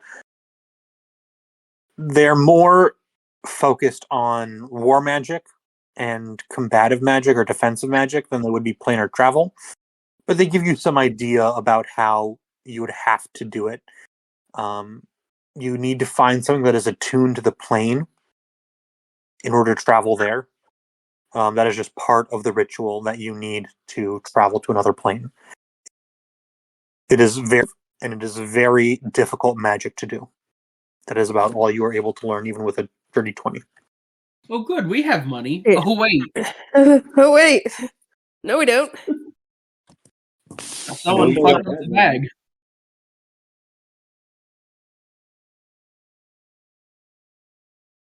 It was still a very good idea, John. It was. Yeah. I no regrets. No regrets. Regrets. No regrets. Mm-hmm. Yeah, well, I don't think you had anything that was, owned by anybody else in there, so that's nice. Nothing that was, owned by the Hive, the massive criminal organization that you represent. We should have dumped out the bag first and then put it. You Maybe. could have. You had 10 goddamn minutes. Yeah, but we were I did ask panicking. why it was counting down. Mm-hmm. Why I is it literally counting- I set a 10-minute timer on my phone and then realized we're not gonna RP for 10 minutes. So I just started, trying to give it a generalized feeling of how much time would actually pass and how quickly. While you do that investigation, is there anything anybody else wants to do, or are you just helping Harlow? Or is there anything you want to do after that investigation into planar travel?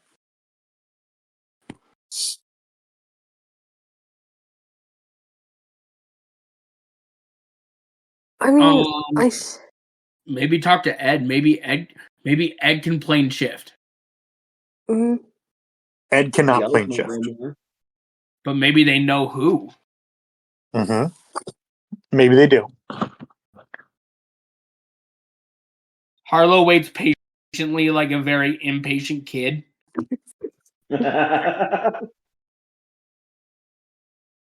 For Ed. Waits patiently like an impatient kid. Yes. I mean, you have to know what that is. So. I feel like that's perfect sense. Mm. It's the one kid just sitting there, just like staring at you. About this time, you get... There's a little ding in your head, Valen. A ding. A ding. You got mail. Incoming message. Ah. You hear Delta's voice in your head. Hey, Valen, it's me. That was weird, right? Kind of stuck here for a little bit. Don't come looking for me. I will find my own way back.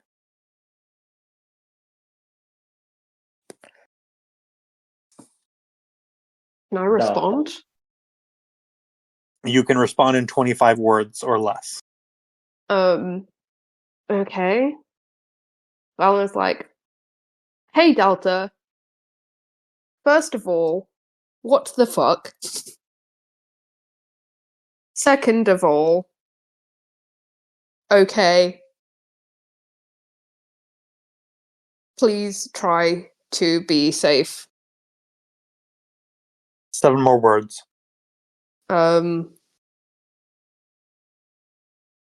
dinga durgan. By the way, 4.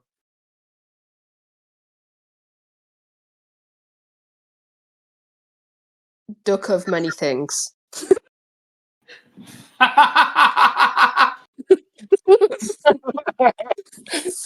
Okay. Hell yeah. All right.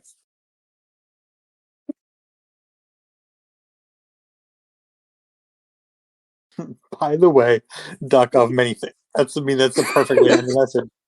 I'm not even mad about that. That's gorgeous. Duck of many things. If that's gonna leave a question on anyone's mind, that is for Delta.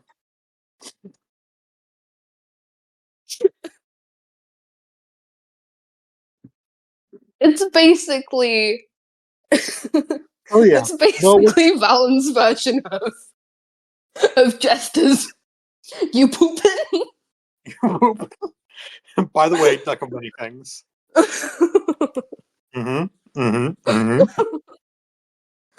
Okay. As you all wander around the camp, you see Valen, you see Kirith and Ellie in the healing tents, setting broken legs, repairing burns, trying to clean up blighted injuries to the best of their ability. Sometimes they can. You see, small cuts, small burns, small. It's basically necrotic almost, but it's blight. It's hard. You see blighted injuries kind of just being cleaned up, sewn up. The blight being carefully removed from them. But other times it's not possible. And you see them giving different kinds of potions to some of these legionnaires to put them to sleep so they will pass with no pain. Oh, that's sad. God. How old is Ellie again? She's 11, right? Well, she was. Hang on. I can't remember how old my own daughter is. Look, it's been a long time. What's her name again? What's my name again? Let's see. Let's pull up the attribute. And Deadbeat Dad of the Year goes to No. Valen. It's not deadbeat. It's not. She's around 7. She was around 7 when you wrote the bio. It's been about 3 years, so she's about 10. Oh, I've missed 3 birthdays. You haven't missed 3 birthdays. You have been very, very good about sending messages and stuff. There's no lost love there. Valen is a good man. Valen is a good man. You see your daughter. You've missed part of her life, for sure. She is older than she was when you left. She is not much older than the last time you saw her. But the years have not been kind. She is old. She acts much older than her age. Oh. Your 10-year-old daughter is setting bones, holding people down as they scream in pain, sewing up wounds, bathing sweating brows, giving people potions to put them to sleep for them to die painlessly. On-the-job training. And she's doing it with it's your daughter. You can tell the impact that you have had on your daughter, that your wife has had on your daughter, because she's doing it not with any kind of disdain or pain in her expression, but just pure compassion. She's a little hero. You see Kirith looking over at her, smiling as she notices you, looking at your daughter. You also see oh fuck me. Oh, Never met him before. Where do I apply? You also see God damn it! I just forgot your mortal enemy's name. It's on the tip of my fucking tongue. Sinius Raxer. There we go. I knew it was an S. Sinius Raxer behind your daughter at all times. Why? He is following her. He is carrying the basins of water, of Creepy. ice. He is helping hold down people as she pours the potion in their throat as they writhe in pain for them to fall asleep. He brings her a glass of water to drink. She smiles at him. He smiles at her. Kirith goes to him and hugs him. What? Give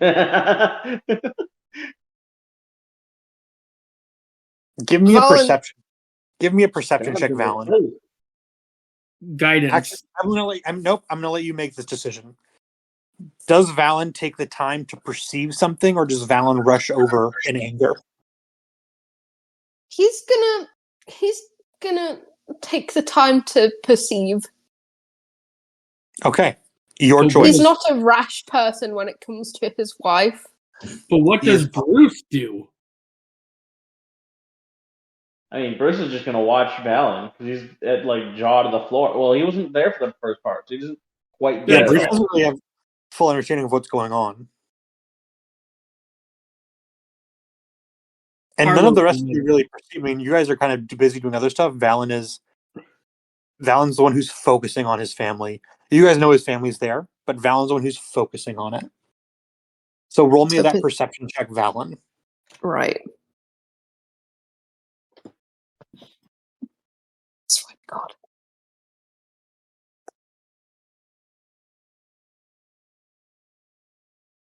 Natural. Does that do it for you?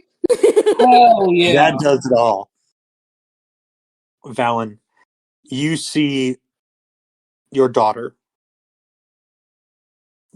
aged before you, older than her young years, more mature than her, more mature for her age than she should have to be. Smiling, not cuddling close, but closer than you would have been previously comfortable with to the man who tried to ruin your life. The man who had you thrown out of your city, your hometown, with false accusations of crimes you did not commit. Crimes that would have led to crucifixion had you been accused of committing any other crime.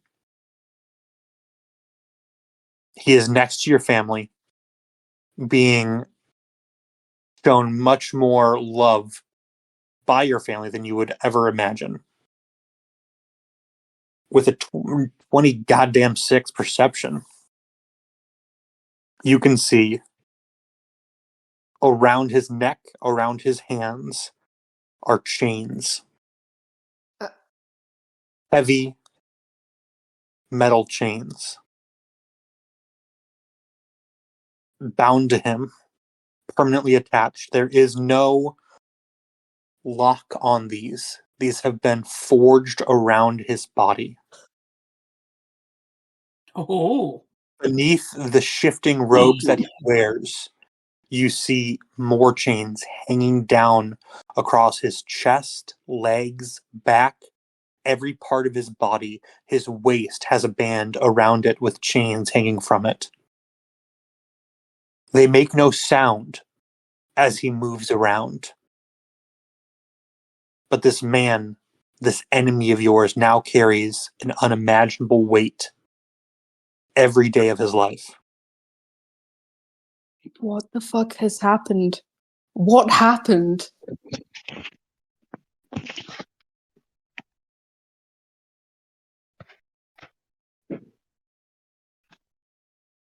Kirith again looks at you and smiles.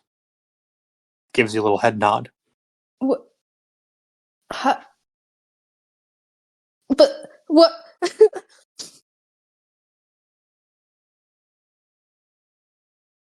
She looks at Ellie, who also looks at you, and both of them have a light laughter. Feels a little strange in this stressful time, but it is a welcome relief to see your family laughing. The Legionnaires around them give a little smile. that at least someone is able to have a little bit of enjoyment in a time like this. Hang on. Valen goes up to his wife and is like, I need an explanation. What is going on with him? Cineas sees you walk up and kind of turns away. I'm going to keep that 26 perception. He is ashamed. He walks away from you as you begin to approach your family around him. Ellie tries to grab him and make him stay, but he does not. He walks away. Can Harlow come up and like stop him? Yeah, I mean, you can try if you would like to. Yeah, I just stand in front of his path. He gives you a little head bow and let's see here.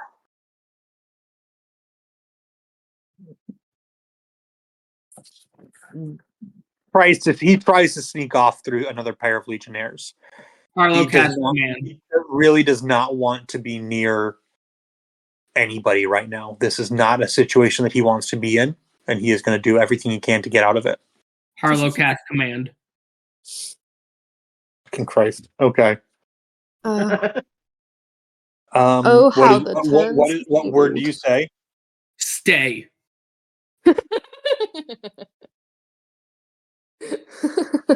What kind of save is it? It is a wisdom save. Okay, he saves against it. Gonna do it again. You're gonna do it again? Are you kidding me? Do it again. Really wants him to stay. The second time is stay. He saves again. What the fuck? Last one, please. Fucking stay.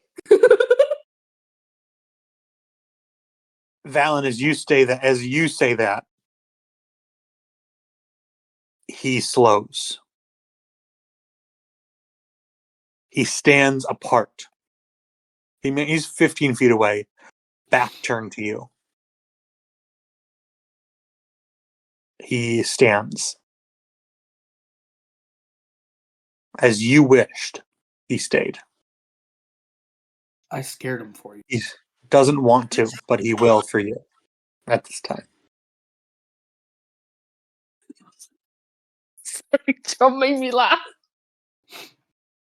Love you. Just quiet. Quiet. I scared him for you.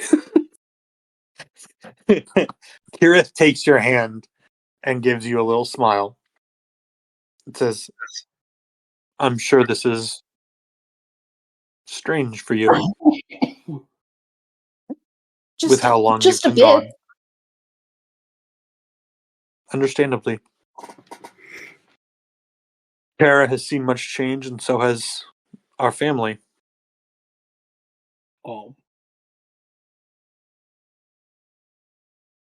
Okay. It's been since the Beholder, which is basically the last time I believe you were really saw your wife, correct? Mm-hmm.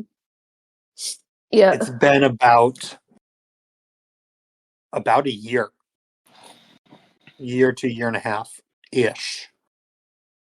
Math is hard.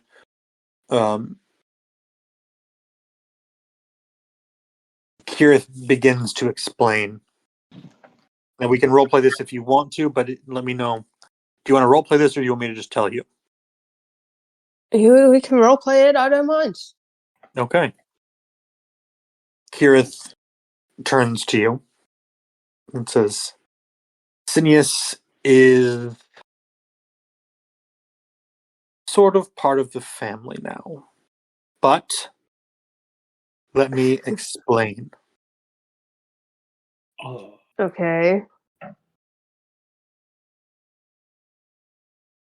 After you left, after she looks around, that thing happened in our basement. Yes, I remember it. Mm-hmm.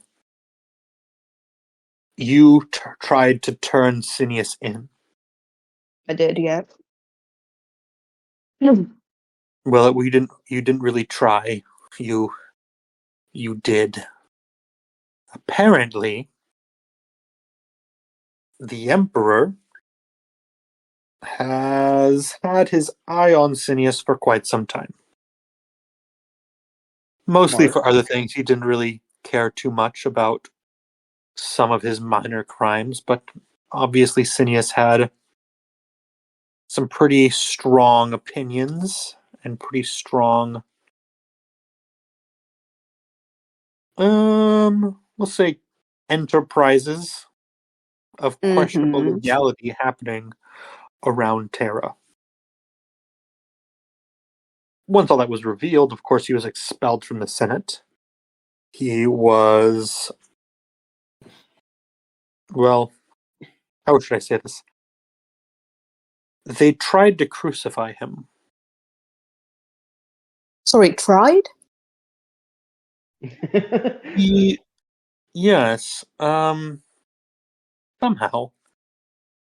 Phineas survived for a week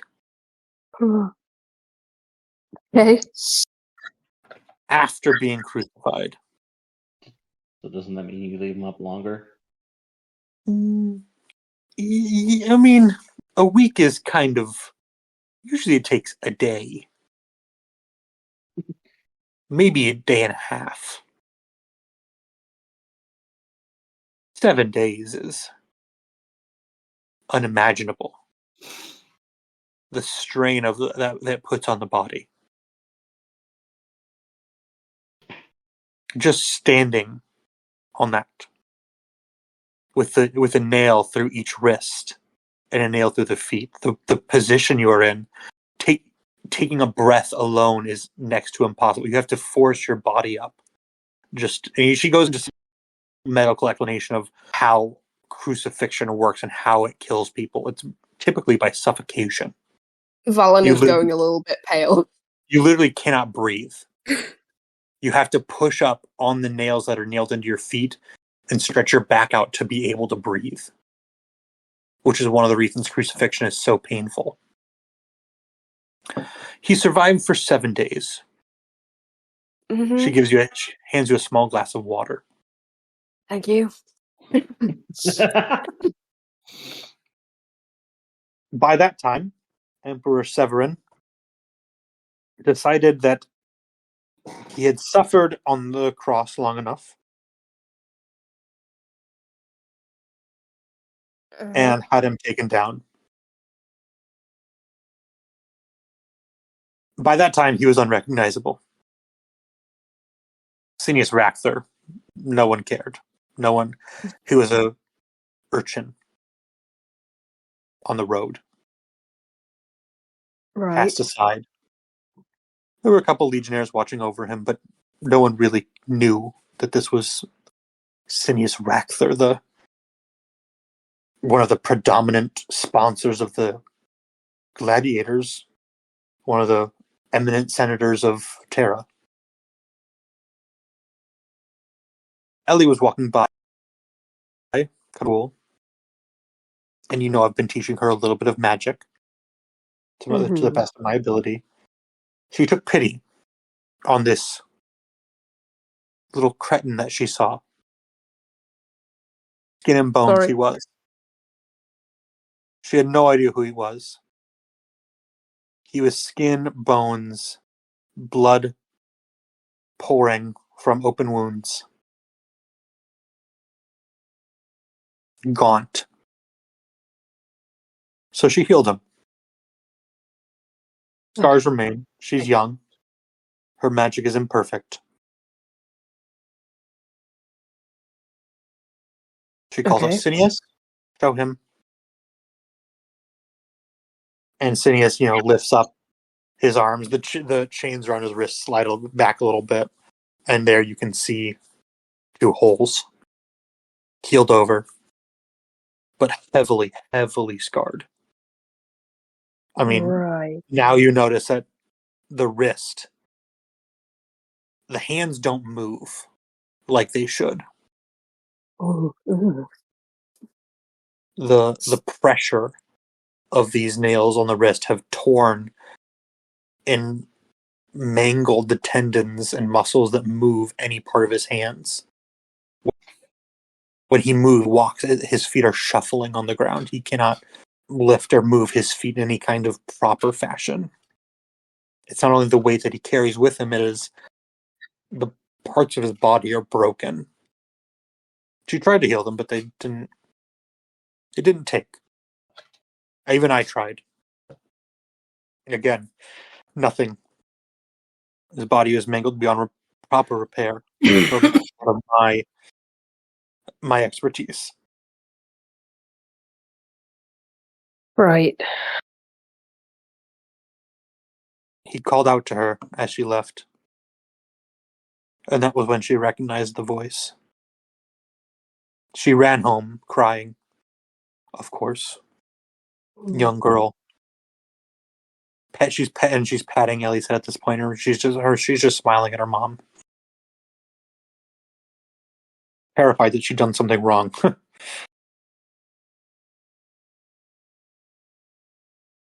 course not.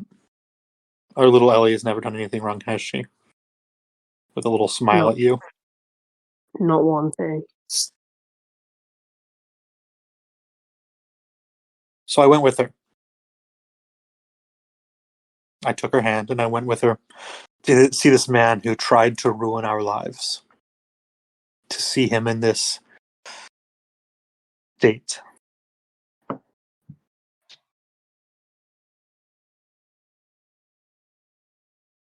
We could not help but take pity.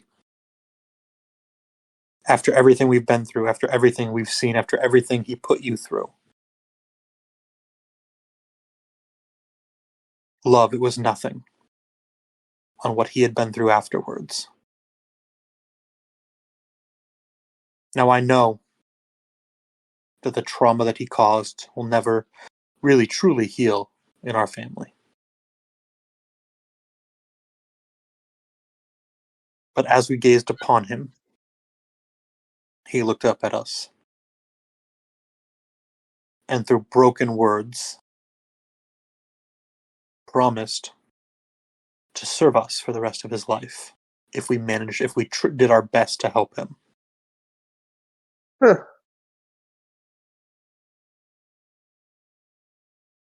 We went before the emperor, we went before the empress,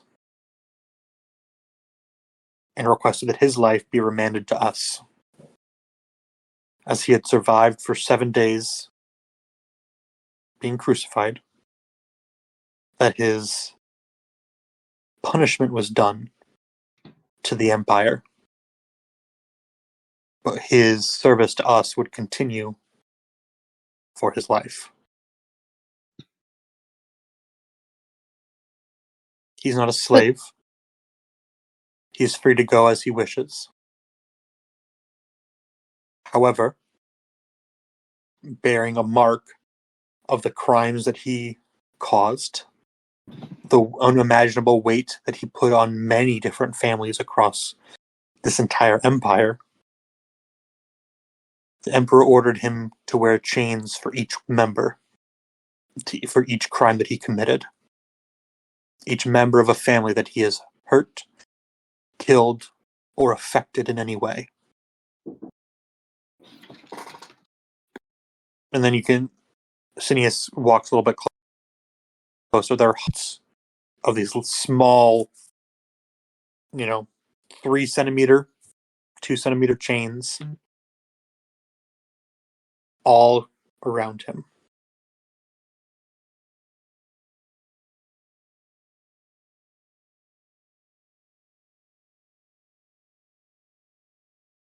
We took him with us. We took him home. And there he has been ever since. Helping, following, and doing the one thing he never did in his entire term as a senator. Helping others.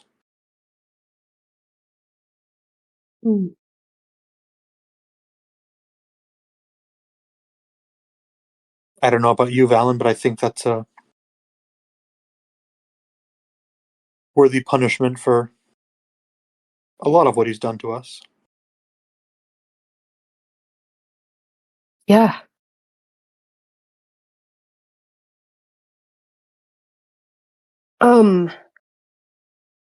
Does Harlow still have the crosses on his hands? Harlow, yes. Yes. I think there's still one thing we need to fix. But when we get back to Terra, I'm sure they'll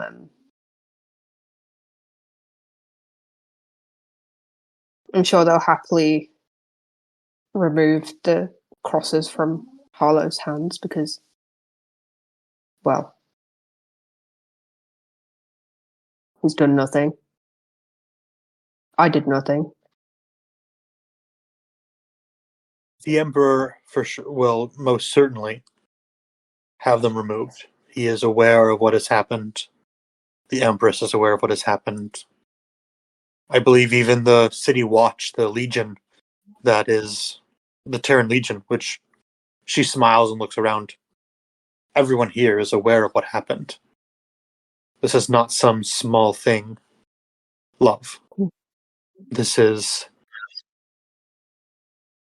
The Empire knows what happened. Should anyone try anything with any of you, well, I'm sure they will learn from you first why that was a mistake. Approach you in any kind of aggressive manner, but they will also learn from the Legion why it was inappropriate to do so.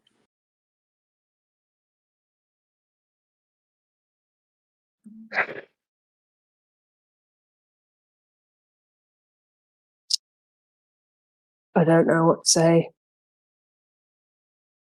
About damn time. Well, actually, he turns to Cineas and he's like, look at me in the eyes. Cineas turns his face towards you.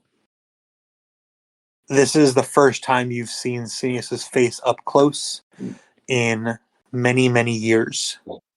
The Cineas you know was portly, happy-go-lucky, ruthless, aggressive, and take what he wants no matter the cost to anyone else around him. His cheeks were glowing. He was cunning. You could hit a look in his eyes that said, fuck with me, I'll fuck you up. That Cineas does not exist anymore. This man is gaunt. His cheeks are hollow. His hair is patchy. Still clean shaven. Still well cared for. But the ruthlessness, the cunning, the feeling of superiority, the image of superiority over everything and everyone around him is gone.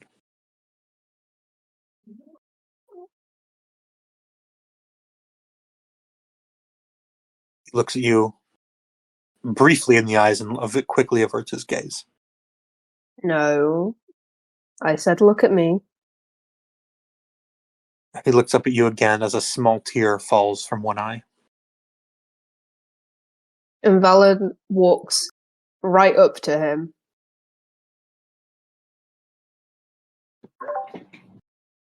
And he's like,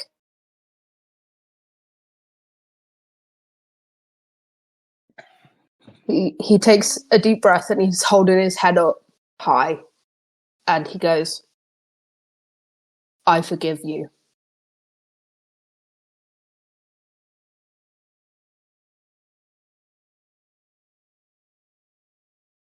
You see Cineas stand just a little bit taller.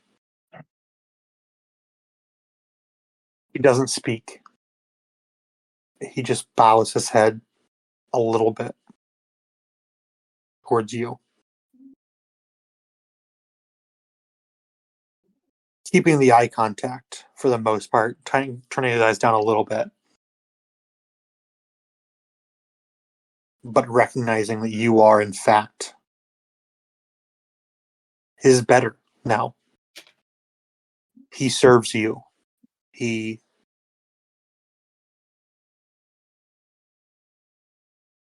doesn't cry, but you see emotion begin to well up in him that he is unfamiliar with. Or at least unfamiliar with until very recently.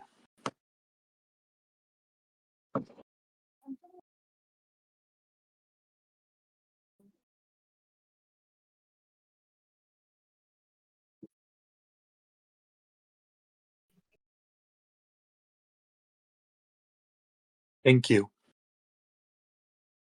he mumbles. Don't thank me. You've still got to deal with the aftermath of this for the rest of your life.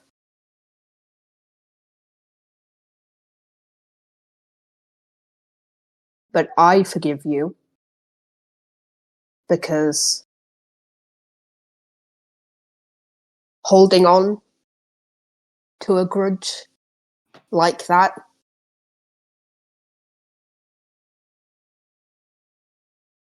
it's not worth it.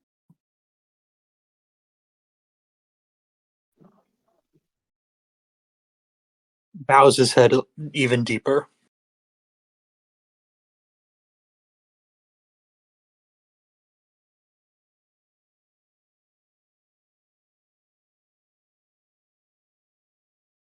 As you wish.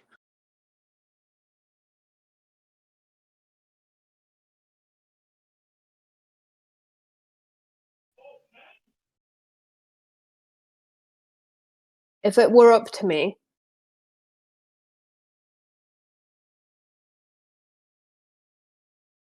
personally, like if I was the only one that you had done anything to, I wouldn't have had you crucified because I wouldn't want to stoop to the level that you did.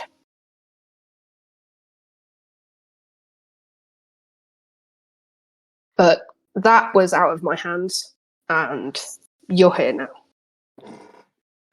So the damage is done.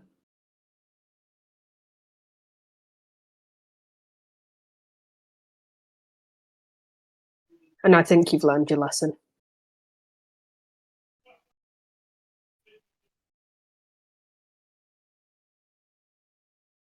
That's all I have to say to you.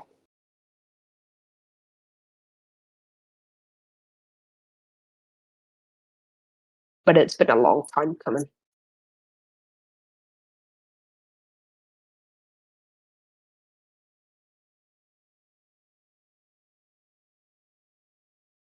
And he Cineas steps away. takes just a deep breath and holds it and just has no real words to respond.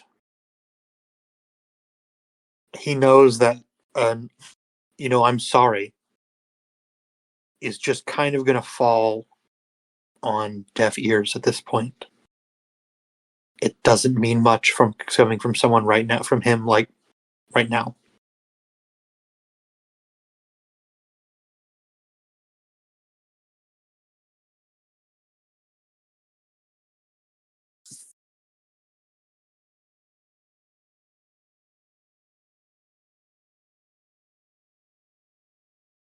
But I do forgive you.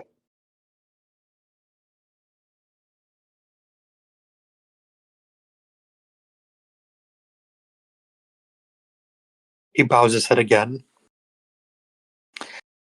and gives a quick look to Kirith. She kind of nods her head a little bit, and he begins to shuffle off towards the mess tents. Ellie goes with him. After a little while, they come back with a few trays of food for all of you to share. Some of it is magically conjured. The bread's not amazing. Just basic flat bread, but some of it's fresh. Some of it's, been stored for Legion for travel. There is fresh bread. Again, magically conjured, so nothing incredible, but it's still technically fresh bread. There is pots of hummus, olives, fermented grapes. Everything is kind of either very salty or very sweet, stored for a long time, and some kind of preservative. Definitely food for army marching. There is no meat, but there is plenty of vegetables, dried, salted, cured, whatever, preserved in some way. And plenty of food to go around as well. So all of you are able to sit down and enjoy a meal together. Valen, it's kind of the first family meal you've had in several years.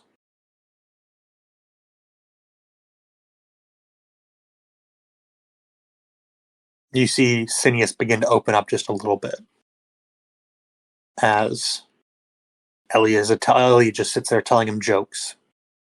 And he cracks a smile and a little chuckle before nervously glancing over at you. Or nervously looking at Harlow. He gives him a little reassuring smile. Like you said, he forgives them. Mm-hmm. And the rest of you see Valen and his family connect. You see a family eating together for the first time, sharing in laughter. It takes a little bit of time for them all to open up, but a father rejoins his family for however short a time. And even though there was a gap in experiences, there is no gap in the love that they share. They're all quickly laughing, sharing, telling stories, bringing all of you in to share with these stories, no matter how embarrassing they may be. You start telling something, Ellie says, "Dad, stop it." But she's smiling at the same time because she knows how funny you think that story was. You tell a joke and Kirith is rolling over laughing. For this morning, all is calm. After the hell that broke loose when you all woke up. For now, all is calm. That's where we're going to end tonight's session.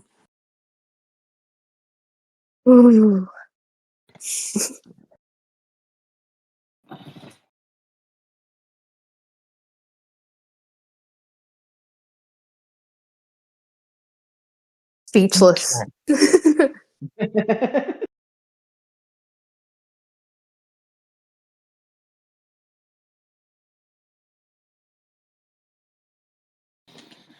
Shit, that was good. That was such a good session. It really Thank was. you. Thank you.